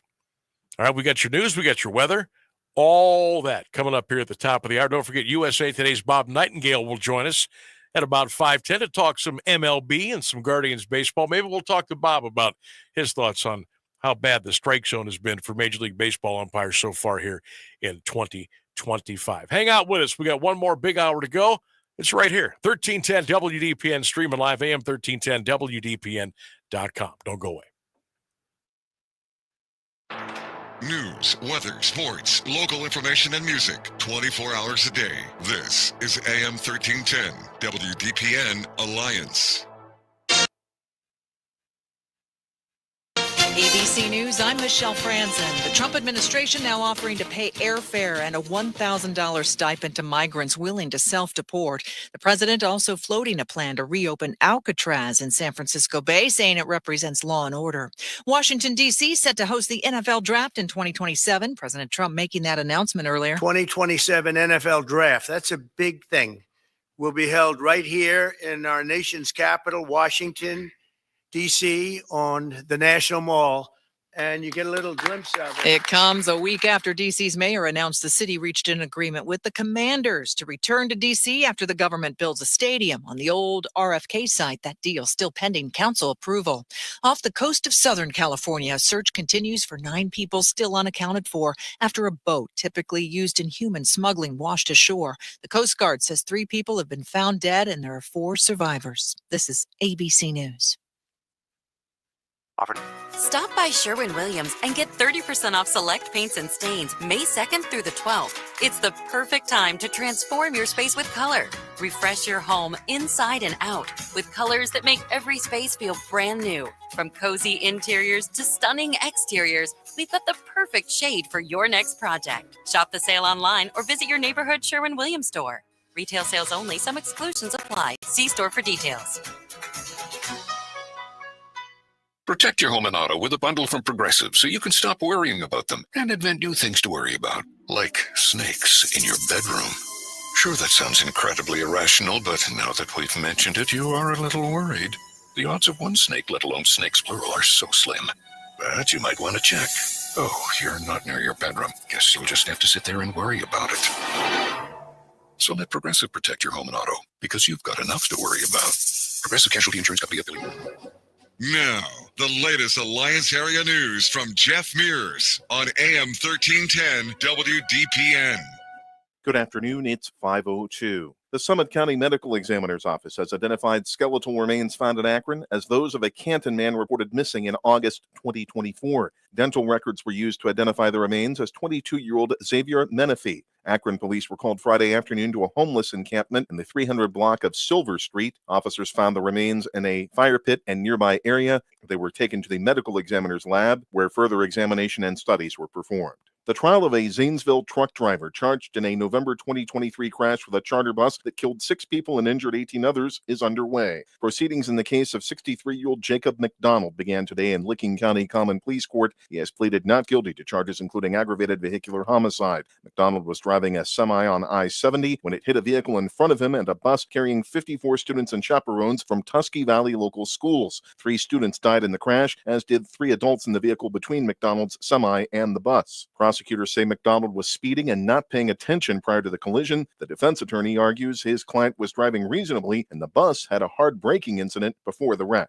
Uniontown police are investigating after a man was shot during an argument with an Uber driver Saturday morning. Officers responded to the 600 block of Pontius Road in Lake Township around 12:15. Chief Michael Batchick says the altercation began for an unknown reason inside the vehicle. The driver, a 35-year-old Akron man, allegedly shot the passenger. The victim was a 68-year-old Mogador man whom the driver was taking to his home at the time. The passenger was taken to Suma Health in Akron with non-life-threatening injuries. Police will consult with the prosecutor's office to determine if they will file charges. The Stark County Sheriff's Office says a deputy fatally shot 2 dogs in Canton Sunday. Residents in the 2200 block of 22nd Street Northeast had called about 2 loose dogs. They became aggressive toward homeowners who fed them. The responding deputy spoke with the homeowners through a doorbell camera. The dogs charged at the deputy while he was between the home and a vehicle. He shot and killed both animals. The dog's owner was not at home at the time. He later said they had been running loose since Saturday. The owner was cited for allowing dogs to be at large. The deputy is assigned to the dog warden division. 34 existing drug task forces around the state will share in more than $2.2 million in state funding. The Sheriff's Office in Stark County will receive $20,000. $142,000 will go to Columbiana County, $30,000 to Mahoning, over $46,000 to Portage, and over $48,000 to Tuscarawas. The money from the Recovery Ohio Law Enforcement Fund is to help identify high-level traffickers, dismantle large trafficking organizations, interrupt the international flow of money and drugs, and prevent illegal narcotics sales. The North Canton School District has a new treasurer. During a special meeting today, the Board of Education hired Eric Bornstein. He succeeds Tim Walker, who will take over as the district's superintendent in July. Superintendent Jeff Wendorf announced his retirement last month. Bornstein has served North Canton schools since 2016 as principal of Hoover High School. He previously was principal of Northwest High School and associate principal of Worcester High School. Additional charges are pending against 5 people arrested at an East Liverpool home last week. 65-year-old William Barrett, 44-year-old Kiber Tisdale, 28-year-old Chanel Romano, and 30-year-old Megan Stoffen of East Liverpool were picked up, along with 30-year-old Derek Thompson of Wellsville. They were charged with criminal trespass because the home had been condemned after a warrant was served there in February. The Columbiana County Drug Task Force, with police from East Liverpool, and St. Clair Townships, executed the warrant Wednesday in the 700 block of Sophia Street. They reportedly found 22 grams of crack cocaine, as well as methamphetamine, paraphernalia, and packaging material.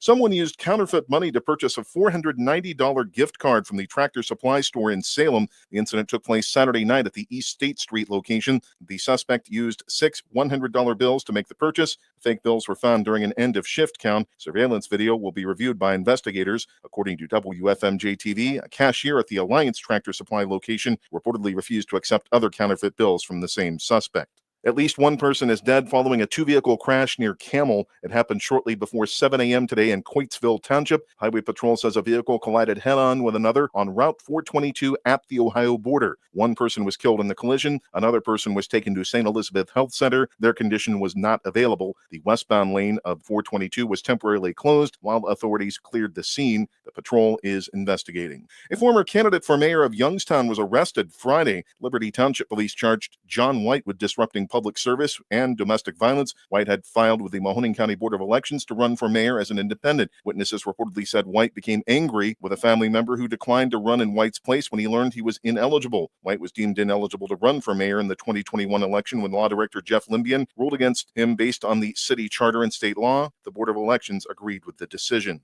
Insight Foundation Trumbull is the subject of a lawsuit filed by a company that provides medical tests and tools to healthcare professionals. The suit was filed last week in federal court by Roche Diagnostics. Roche wants nearly $300,000 in unpaid expenses for products and services provided to the former Trumbull Regional Medical Center in Warren and Hillside Rehabilitation in Howland. Steward Healthcare filed for bankruptcy last year, and Insight Foundation took over management of the hospitals following a sale of assets. Roche claims Insight is responsible for about $294,000 in unpaid invoices. The suit alleges Roche had an agreement with Steward, which Insight assumed last September. Trumbull Regional and Hillside paused most inpatient and outpatient services in March March after Steward ceased funding. The ER departments of both hospitals were closed later and the staff furloughed.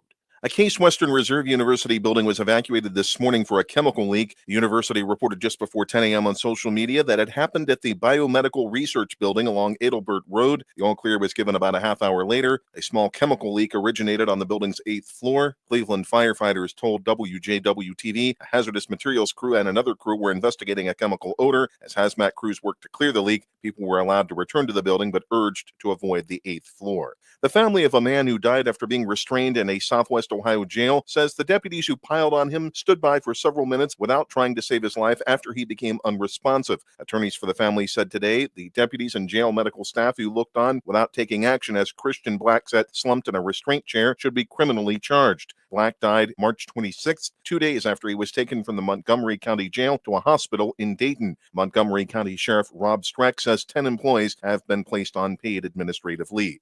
The Hamilton County Sheriff's Office has identified the deputy killed Friday near the University of Cincinnati campus. Sheriff Charmaine McGuffey says Larry Henderson served for 33 years. His roles included time as an academy instructor and member of the dive team, SWAT team, FBI task force, and bomb unit. Henderson was working a special traffic detail during graduation ceremonies around UC's campus Friday. He was struck by a car around 1 p.m. Henderson was pronounced dead a short time later at UC Medical Center. 38-year-old Rodney Hinton Jr. was arrested and charged with aggravated murder. Hinton's 18-year-old son Ryan had been shot and killed by Cincinnati police the previous morning. According to representatives of the family, Rodney Hinton had just departed Cincinnati police headquarters prior to striking Henderson. The statement says Hinton had been shown body camera footage of his son's death, which caused him to be distraught.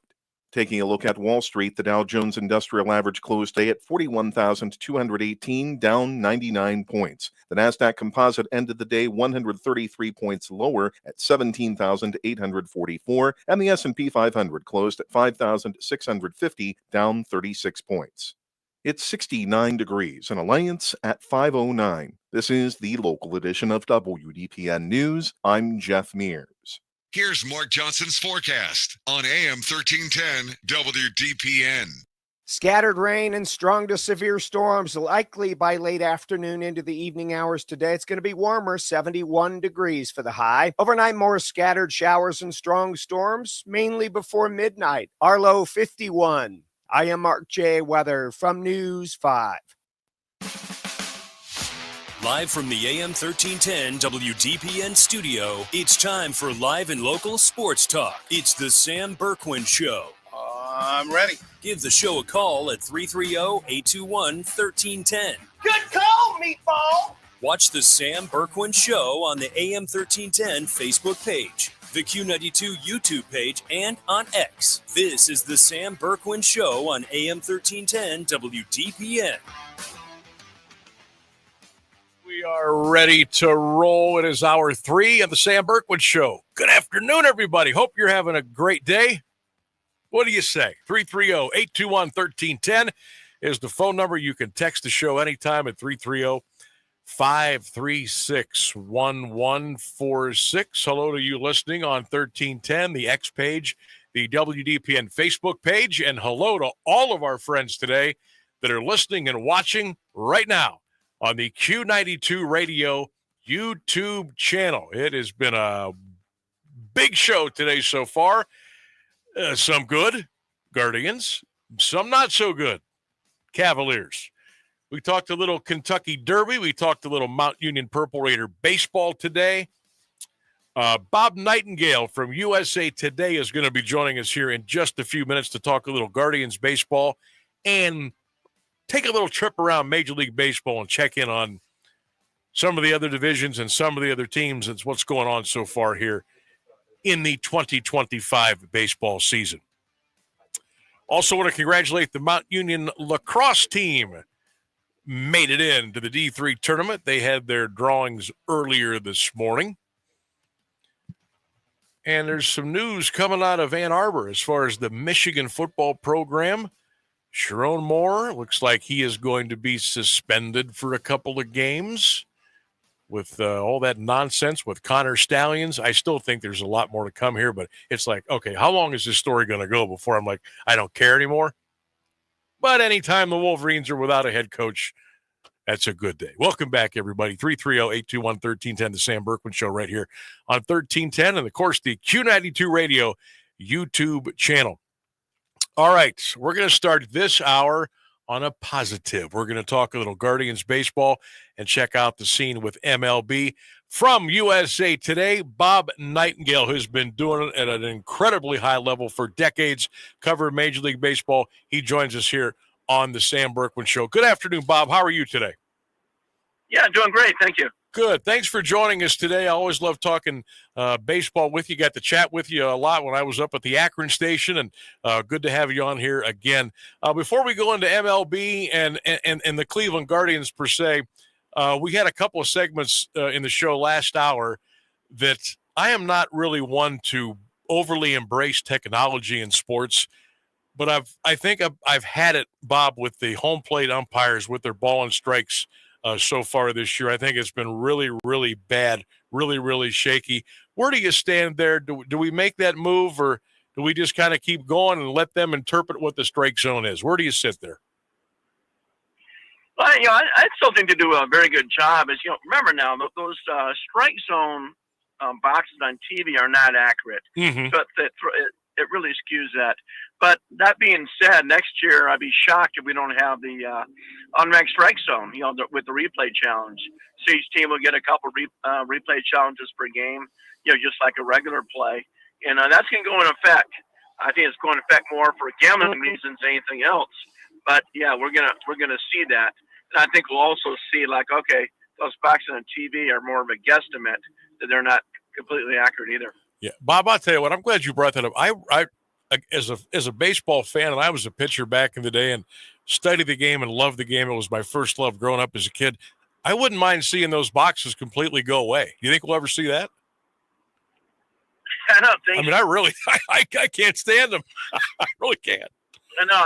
The umpires and managers say their favorite game. They don't have the game anymore. Their favorite game of the year is the Field of Dreams game because there's no technology to have a box on TV. So you're exactly right. Telling you. Those games.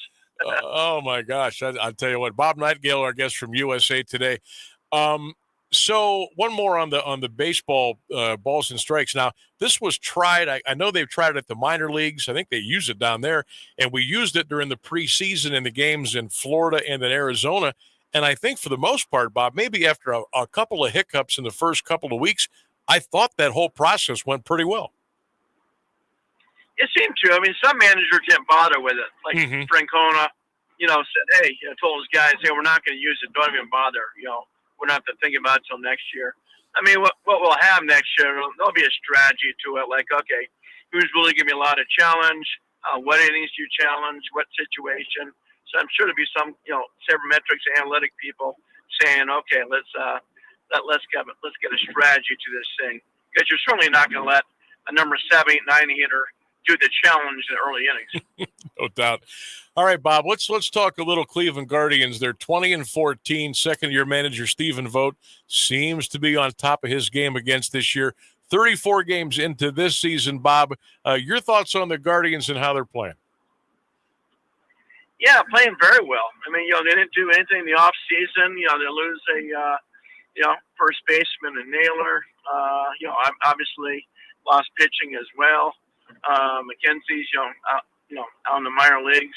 But yeah, they got a great system working. And when everybody's always talked about the Oakland A's back in the day, Tampa Bay Rays now, you still have to throw Cleveland in that mix. Just they make things work on a small budget. So when they traded Jimenez and they traded Naylor and they went out and they got, I think Carlos Santana is approaching 38. He may have just turned 38, maybe 39 years old. And you're right. They really didn't do much because of that's just the way that they do business. Did you think that they would have more wins at the end of this season, or do you think they would go back a little bit or kind of stay around that 500 mark? I definitely thought they'd go backwards. I thought, oh man, you're talking about a great defensive shortstop. Naylor was a spark plug for him. And Santana plays good defense, but he's not going to put up the same numbers offensively. So, no, I thought they'd go backwards. So I think they're definitely a pleasant surprise what they're doing for sure. Guys like Brian Arocchio, it seems like Bob, I think some days he's trying to play his way off the team with the way he's playing defense. I talked about Santana, who's batting about 215 as we speak. I don't think they're going to make any moves. If you're Stephen Vogt, do you just say, hey, look, I got to go with the horses that I've got. I know we're not going to go out and spend, and maybe that's just the recipe that works for the Cleveland Indians / Guardians the last several decades. And I guess you just go with it because they are competitive. They do get into the postseason, and really, I mean, there's really nothing else you can do about it. No, the only thing you do is just spend money and have a bigger payroll. I think that's why the fans in Milwaukee were very frustrated with ownership this winter in the sense that, hey, we're tired of just making the playoffs and getting knocked out in the first round or so. So I think same thing with Cleveland. It's like, man, you'd love to see them take that next step, and win a World Series. Win that first World Series since '48. So yeah, I mean they've knocked on the door. Obviously, back in 2016, of course, the Marlins World Series. But yeah, right now they're in the right division. If you want to be in divisions, AL Central, the Hills, NL Central, where you get your head beat in if you're in the NL West. But yeah, it's just you like to see more. You like to see them have a chance to win, get to a World Series at least, and not just get in the playoffs. Bob Nightingale is our guest from USA Today here on the Sam Bourquin Show, 1310 WDPN, YouTube channel Q92 Radio. You can check that out. All right, let's kind of go over the landscape of baseball a little bit, and I'll stay in the Central Division of the American League for a minute. Detroit, Bob, 22-13. I think they're hitting their apex here. I don't think this team's going away, are they? No, I don't think so either. That was my pick to win the division this year. What they did last year wasn't a fluke when they went nuts in September. That was after trading Jack Flaherty and kind of giving up. They're getting some big surprises too. I mean, Spencer Torkelson has bounced back. He got 9 or 10 home runs. Obviously, Javi Baez, this is the best year he's had since he signed with the Tigers. And anytime you have, Tarek Skubal as your number one starter, you're going to win a lot of games. So now they're for real. I think they're as good as any team in the American League. Is it as simple as a 2-horse race in the Central, or the Royals, maybe even the Twins, would they have a shot if they get hot and do some things? Yeah, I don't like the Twins' chances. I really don't. They didn't do anything in the offseason either, and I just think they're taking a step back. But yeah, I would not discount the Royals. Still a very good team. They just haven't hit, until yesterday with the seven home runs. Got Bobby Witt Jr. So I still expect them to be in that thick of things. So I think it's still going to be a 3-horse race. Bob, your take on the American League East, Boston, New York, 1 and 2 with the Yankees on top, but certainly nobody running away with things, even all the way down to Toronto. They're just 3 games back, and they're 2 games under 500. What's your take on the AL East so far? Yeah, it might be the weakest year I've ever seen by the AL East. It's the only division without 20 wins, team with 20 wins. It's still kind of a crapshoot. There's no great team over there. There's some good teams. Obviously, the Yankees are a very good team. Red Sox formidable. Tampa Bay is always around, and in Toronto, they've invested in this year. So we'll see. I still think the Yankees are the team to beat, but they're certainly flawed. Where you can certainly make the argument that Detroit's better, and maybe a couple teams in the AL West too, like Seattle.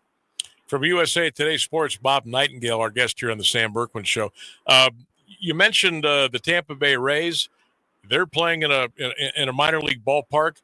We'll go to the West, where the Athletics are in second place. They're in a minor league ballpark in Sacramento. What have you heard feedback-wise about these games being played in these ballparks? Because the A's are still waiting for theirs to be built in Vegas. And Tampa, who knows what's going on down there. But how are things working out playing in these smaller size capacity ballparks for these two teams? Yeah, surprisingly, no one's really complaining on the visiting side. Because you're only in there for 3 days. Tampa Bay loves the idea. They love their clubhouse. It's a lot nicer clubhouse than they had in Tampa at the Trop. Same thing with the A's. They love their level clubhouse. A lot nicer than one they had in the Coliseum. It's just smaller. I mean, obviously the Rays, that was a natural disaster. The A's were kind of a self-inflicted disaster. So we'll see. the A's thing is more of a hitter-friendly park where you can see some guys, if it's not this year, next couple of years, hitting 50 home runs. And this is a team on the rise. I think they're going to be in the playoffs, before they get to Vegas. And you're right, Sam. I'm not sure what happens with the Rays. People that live there still believe it would never do well in St. Pete. It'd have to be in Tampa or maybe move over to Orlando.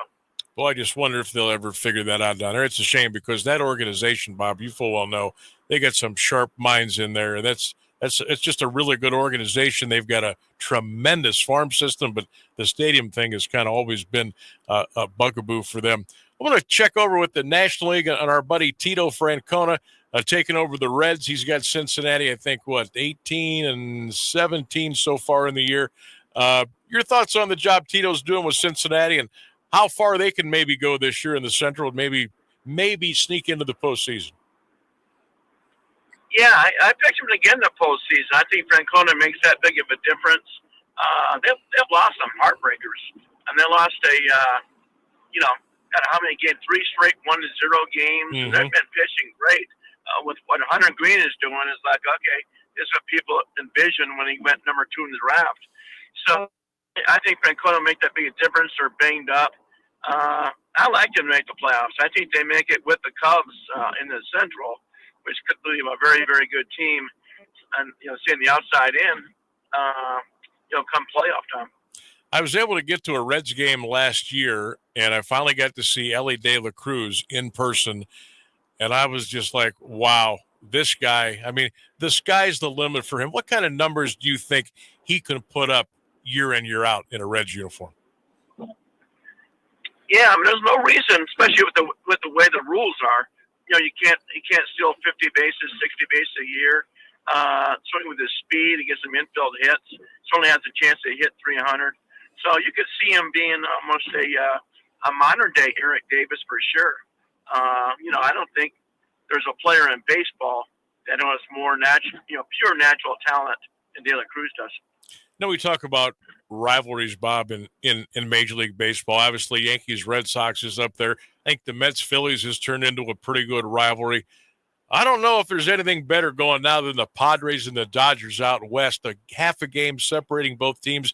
They've had some monumental series over the years in L.A., in San Diego. Is that maybe the hottest, freshest rivalry in MLB right now?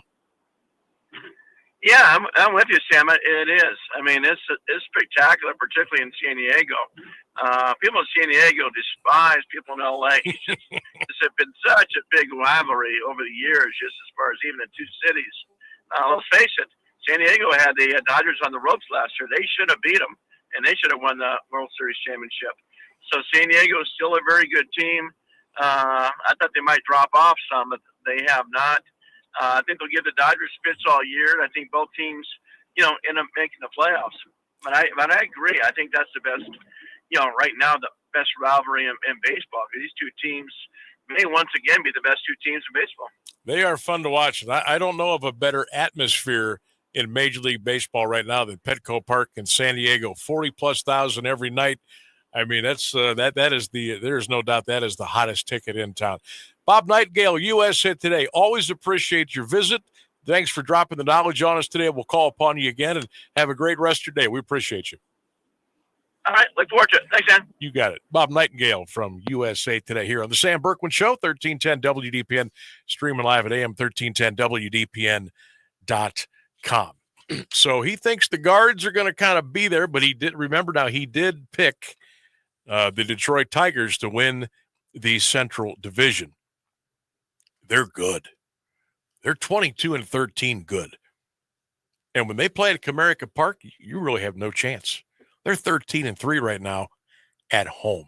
Thanks to Bob Nightingale for joining us. A little bit of breaking news as we were talking to Bob. Just happened to look down at my phone here. And from the NFL, the Baltimore Ravens are releasing kicker Justin Tucker. Of course, he's going through a situation not as big as far as we know, but similar to what Deshaun Watson was going through with the Browns. So the Ravens have decided to cut bait. I mean, Justin Tucker's a Hall of Fame kicker, but he is gone. He has been let go by the Baltimore Ravens. So a little breaking news there from the NFL. Also, what would a day be without a Cleveland Browns player getting in trouble, right? You see this? Devin Bush arrested and charged with assault and harassment in Pennsylvania on Sunday. This, according to ESPN. Apparently, the Browns are still gathering information. Now, Devin Bush is only 26. Got a court date May 20th in Allegheny County. Devin Bush was the 10th pick in the 2019 draft by the Steelers and played his first 4 years in Pittsburgh. And last year, he was with the Browns. And before that, he was with Seattle. I really liked Devin Bush in college. I was like, well, I wouldn't mind drafting that guy. But the Steelers got him. Had a couple of nice years there. Can we just have a day without somebody from the Browns not getting arrested or getting in trouble or doing something stupid on social media? Browns signed Bush to a 1-year, $3.25 million deal in March. So we'll see. He's got a court date May the 20th in Pennsylvania, and we'll see how that all plays out. Also, before we get to the bottom of the hour, another little bit of news bit today.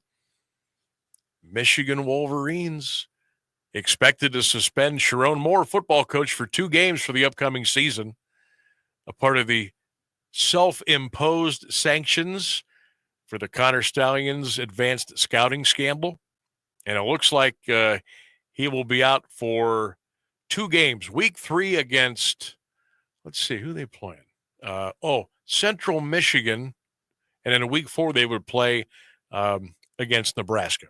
So a little news there on the Michigan Wolverines football program today. And I say that with a big smile with my Buckeye gear on here this afternoon. All right, we're going to take a break. News and weather coming up at the bottom of the hour. 30 more big minutes to go right here on the Sam Bourquin Show. Keep it here. 1310 WDPN. Now, the latest area news on AM 1310 WDPN.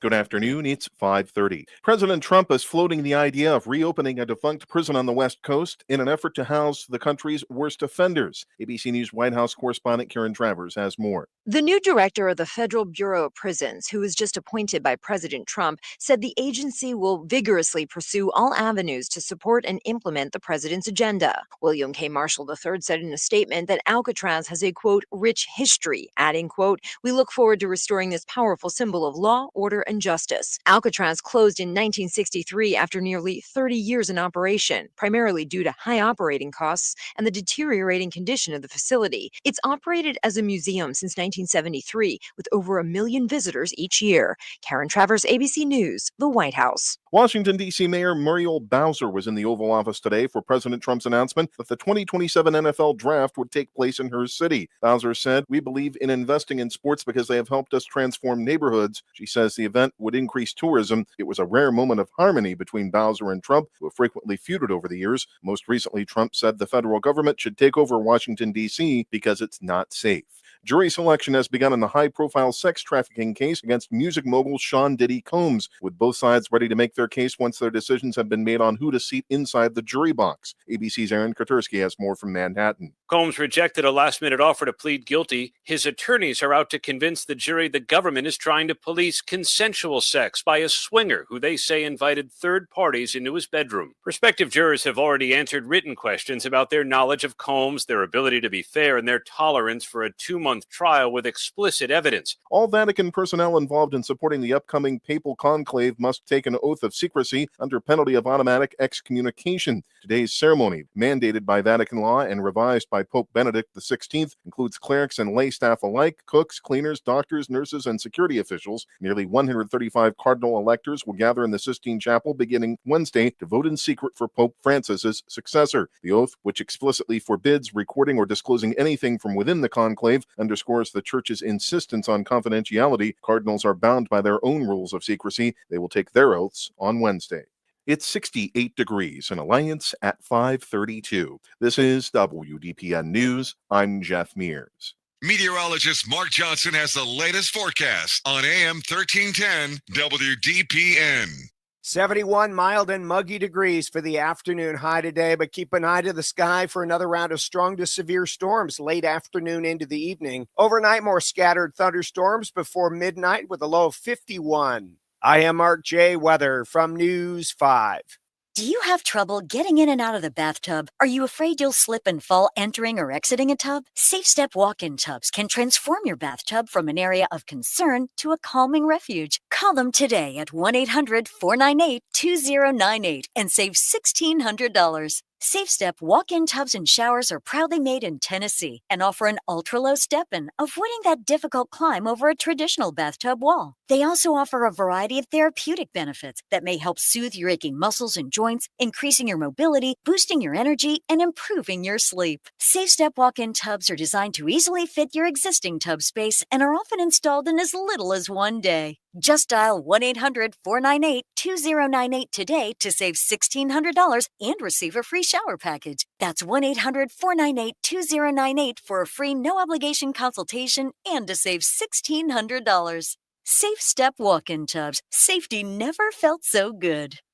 This is the Sam Bourquin Show on AM 1310 WDPN. Back on the program, we've got about 25 minutes left to go. If you want to get a phone call in, we'd love to hear from you at 330-821-1310. That's 330-821-1310. You can always text the show at 330-536-1146. Again, the text line is wide open today, 330-536-1146. Appreciate those that texted in earlier here today. Talked about a lot of stuff today. The Guardians, we talked some Cavs, we talked a little Kentucky Derby, we talked a little Mount Union baseball. Michigan coach Sharon Moore going to be suspended for the first couple of games for the Wolverines next year. Too bad, so sad. By the way, the Wolverines open up against that juggernaut New Mexico before they play Oklahoma. That's actually Sharon Moore's alma mater, so that'll be interesting there. Again, just in from the NFL, Justin Tucker has been released by the Baltimore Ravens, and Devin Bush has been arrested. Cleveland Browns linebacker arrested and charged with simple assault and harassment in Pennsylvania over the weekend. So we got all that going on. Kentucky Derby, drama in the mud down in Churchill Downs. That was pretty good theater on Saturday. If you put a couple of bucks down, hope you hit. No, we did not. Our family went. Am I nuts if I tell you that we bet 9 different horses and didn't win on Saturday? There was 21 horses in the field. We bet 9 horses individually, and we didn't win a nickel. So we'll circle the wagon, so to speak, for the Preakness, and then the Belmont will try to figure out how to come out ahead as far as the horse wagering is concerned. But it was a good weekend. Scotty Scheffler rolled through the PGA, picked up another tournament win for himself over the weekend. NHL hockey was fantastic. The Winnipeg St. Louis game, double overtime. The Jets beat the Blues. They move on to the next round of the NHL playoffs.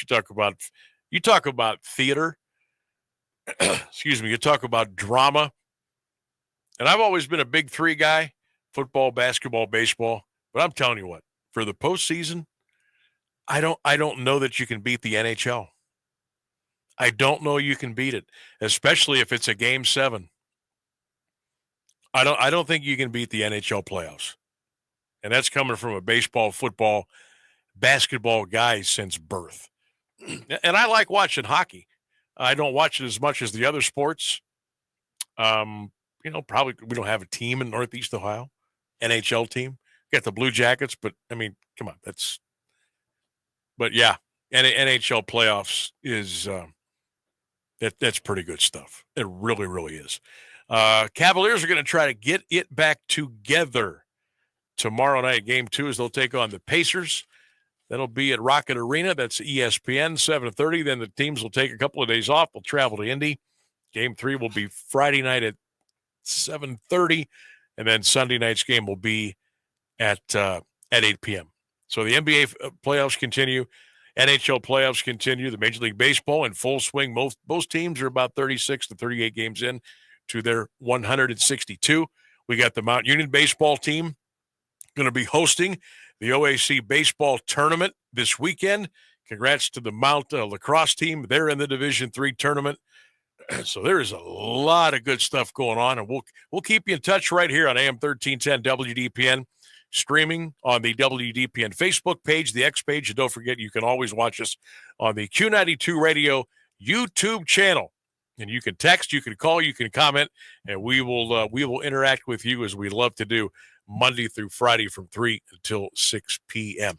Ryan Rainsberg, the producer of this magical 3 hours of radio every Monday through Friday. And I'd be remiss if I didn't ask you what you did over the weekend. Oh, let me take a guess. Video games. I did squeeze in some time for that. I also put a hard drive in my computer, so I didn't do nothing. You didn't do you did not do nothing. No, but I did put a hard drive in my computer, which means I had many new games to download and experience. So unfortunately, that is where all my time went after that. Wow, folks, I'm trying to bring the young fellow along. I'm trying to get him into that sports realm. I'm listening to everything you say and absorbing as much as possible. But my man is video games and more video games. But that, you know what? That's so you're probably pretty good at it, right? Yeah, or like certainly, so. I'm not sure what you all play. No, but I mean, you're probably pretty good. Yeah, I've been playing a lot of games that involve micromanagement, which doesn't sound like fun for a lot of people. Oh, wow.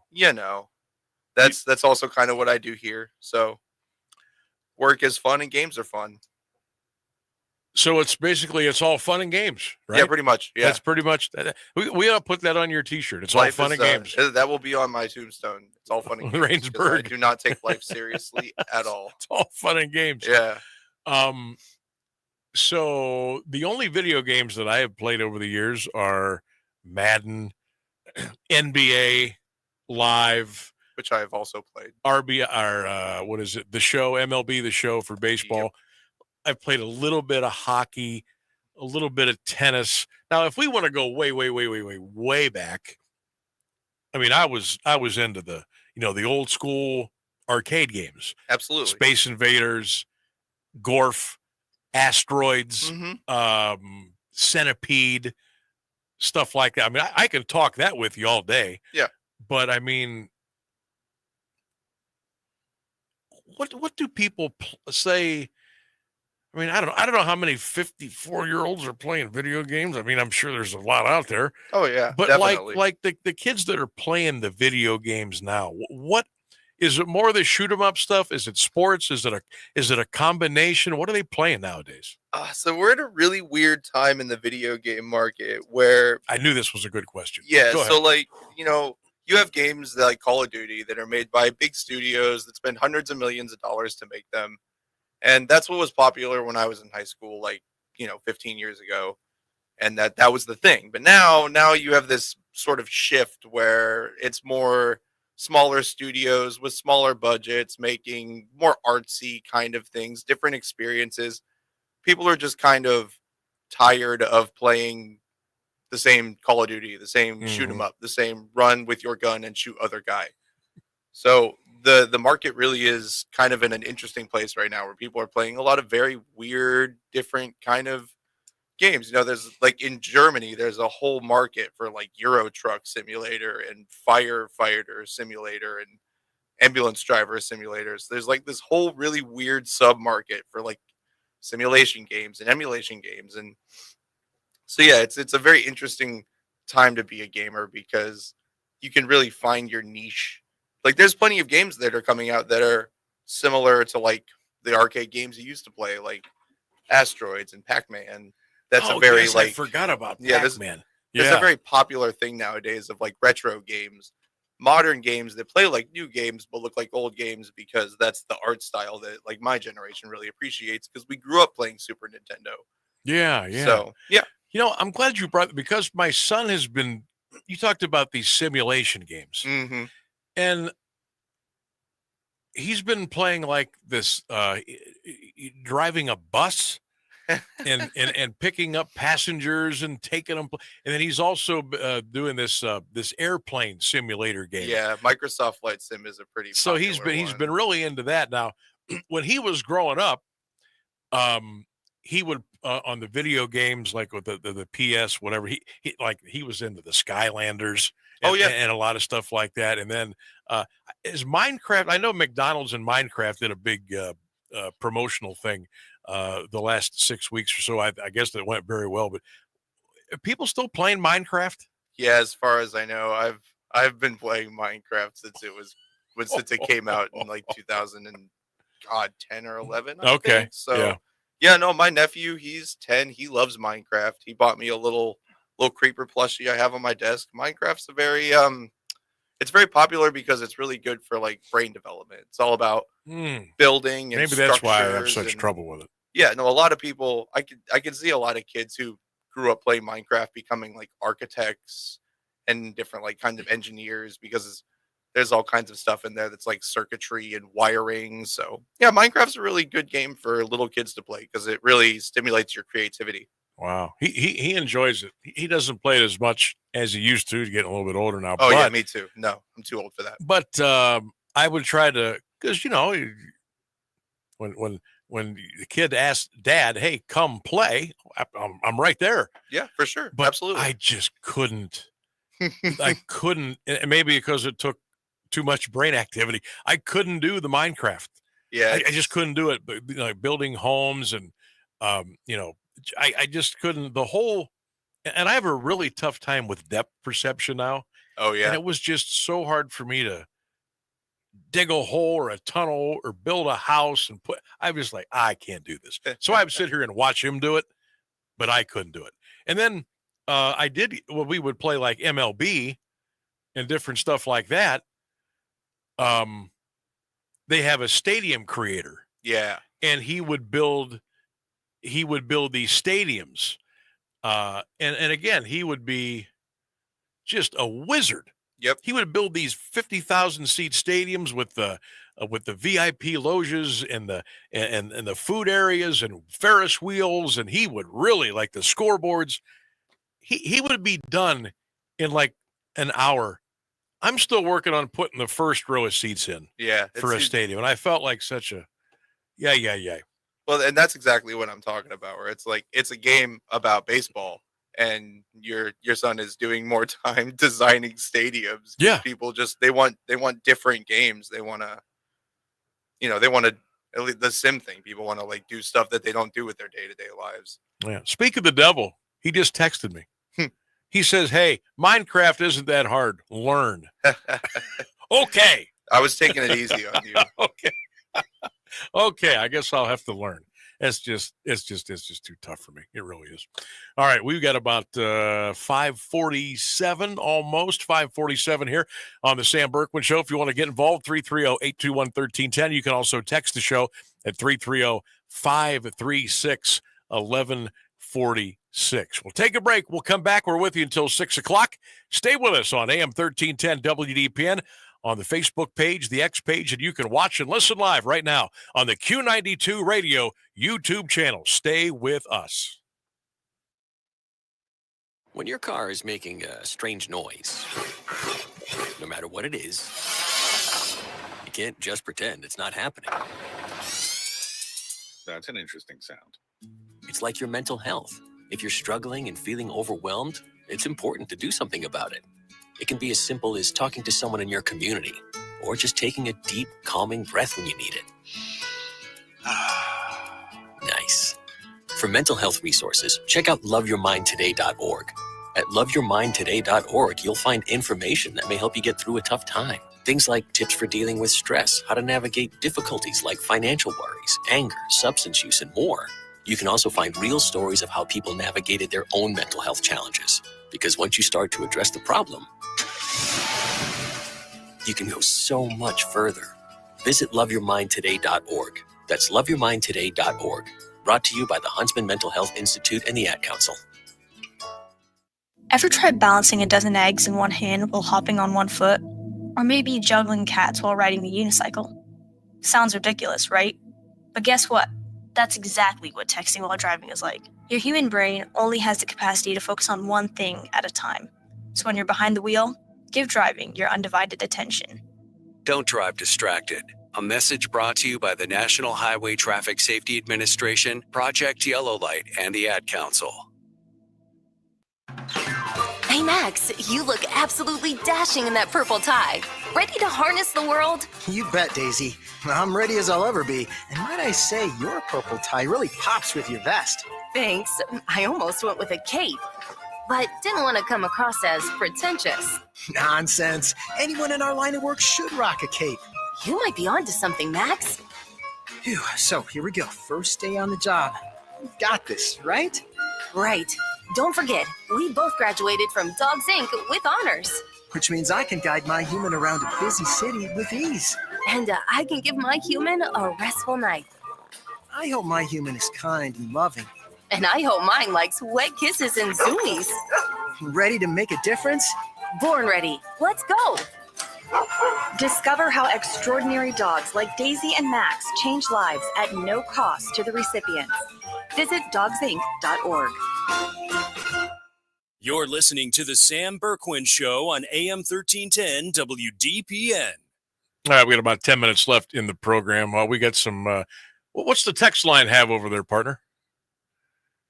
Looks like maybe a friend of yours. He says, "Hey, Sam, just wanted to check in from Los Angeles to say congrats on the show. I look forward to listening. Good luck, buddy. Go Cavs, go Bucks, go Guards, and go Purple Raiders." All right, that's got to be, I'm guessing that is an Ashby. I'm guessing that's an Ashby. That might be Rob. If that's Rob, appreciate you, brother. Hope you're doing well out there in California. What was the other one you had about? Something about we got a video game? A Facebook comment that's telling you to play NCAA 10 as Ohio State. So I'm guessing that's probably a pretty good roster. I would think so. That was 15 years ago. Yeah, that would be, I would say that's the 2011 roster for Ohio State. 2000. Yeah, I sold that one. We've sold off a lot of the sports games and just put it, you know how you can either take the cash or you can trade in for a new video game. Yeah. So we've been doing some trading up the last couple of years. Boy, all the beauties are out now on the text on the Justin Tucker being let go by the Baltimore Ravens about an hour or so ago. This from the 330. I don't even know if I should read this. Yeah, I heard he was looking for a release. So, yeah, there you go. Tucker's gone for the Baltimore Ravens. What the heck? So what happens to him now? Does somebody pick him up? I mean, you don't want that kind of baggage, do you? I mean, obviously nobody's in the running to pick up Deshaun Watson after all that garbage. Here's a kicker. Justin Tucker, he's going to be in Canton. Dude is a Hall of Fame kicker. But now you've got this other stuff going on. I mean, I don't think anybody picks him up now. Plus, he's getting up there too, isn't he? He's he might be close to 40. Of course, George Blanda kicked when he was like 90. Back in the The glory days of the silver and black. I think George Blanda was like 46. He was still kicking. Might have still been playing quarterback too. But yeah, Justin Tucker let go by the Baltimore Ravens, so he is out there. Boy, that just came up. I remember when that story first broke, I thought, whoa, Justin Tucker. Yeah, kicker. You thought, pretty good ambassador for the National Football League, where there are, quite frankly, a lot of bad apples. Stand-up kind of guy, headed toward the Hall of Fame. Guy's as clutch a kicker as I've ever seen. And all of a sudden, this story pops up. Allegations at the massage parlors. 4, 5, 6, 7, 8, 9, 10 different women. Then you start, here comes more. Here comes more forward now. And, of course, it was, deny. And now it looks like that has kind of taken on another life of its own. And the Baltimore Ravens said, you know what? We don't need this. We're not going to have it. Justin Tucker, you have been a huge part of this organization. You've won us a lot of games. You've helped us get to Super Bowls. You're going to go to the Hall of Fame someday, but we can't have it. So he's out. Justin Tucker is gone. He has been released by the Baltimore Ravens. Just to update that whole story, I guess now the number of accusers is up to 18. Is it 18 or 16? 16. Inappropriate behavior with 16 different massage therapists.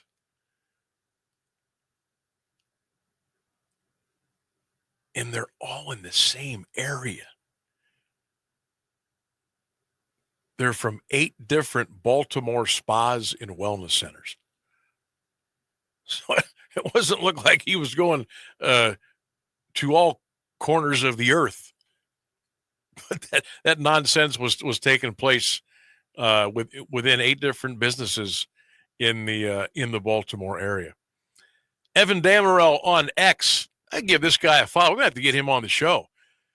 He says the Cavaliers say that DeAndre Hunter's right thumb sprain, Evan Mobley left ankle sprain, and Darius Garland left big toe sprain, all questionable for tomorrow night's game 2. All 3 will likely be game time decisions. Holy cow. Who are we going to run out there tomorrow night? You're going to have to start Merrill, Strus, Mitchell, Allen. You're going to have to put Tristan Thompson out there tomorrow? Holy cow. This can't be happening. I was out in the lobby during our last break, and Ryan from our sister station Q92 from across the hall, he comes in hooting and hollering. Just when I thought there was no possible way the Cavaliers weren't going to win, and there was no possible way they weren't going to get to the NBA Finals, he says, and now this happens. And he's out there throwing his hands up in the air, shaking his head back and forth. And yeah, I mean, what was the only thing or combination of things that could keep the Cleveland Cavaliers from a possible parade down Euclid Avenue? What was it? The Boston Celtics, maybe, and themselves, the Cleveland Cavaliers, with the injury bug. We already know about the sprained toe of Darius Garland. This could be one of those persisting things that is really never, ever, ever, ever, ever going to be 100% until a couple of months goes by. he might have to play with the pain. And sometimes you just can't.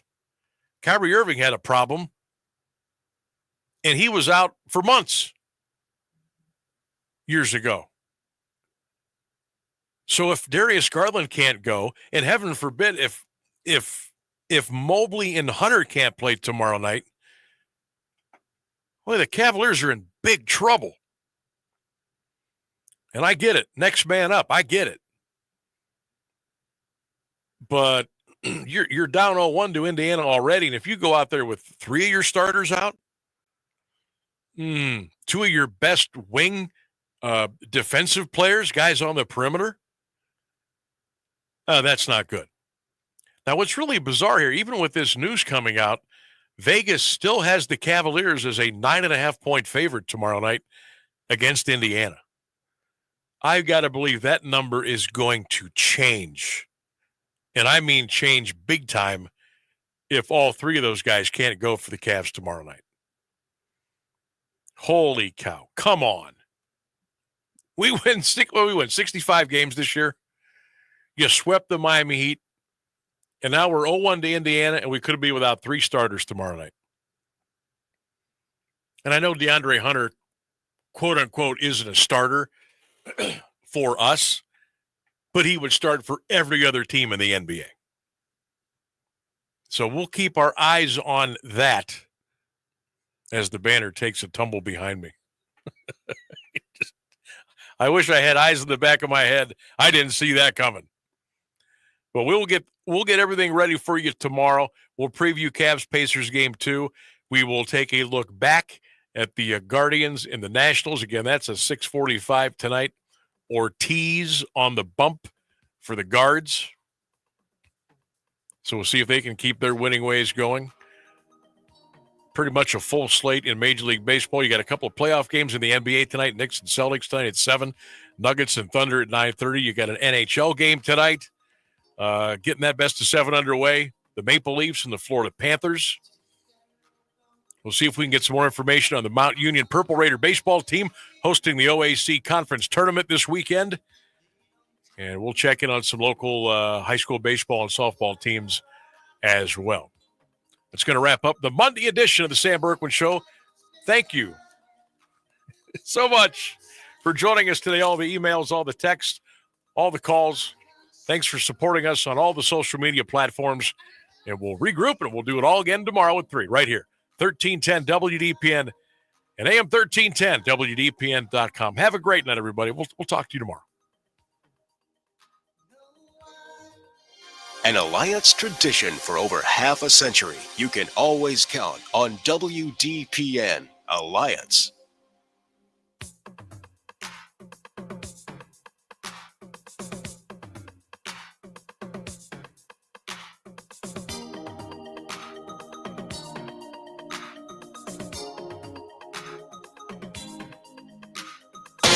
ABC News, I'm Michelle Franzen. A new order by Defense Secretary Pete Hegseth moves to thin out the military's top brass. The Defense Secretary's memo calls for at least a 20% reduction in the number of 4-star admirals and generals serving on active duty and in the National Guard.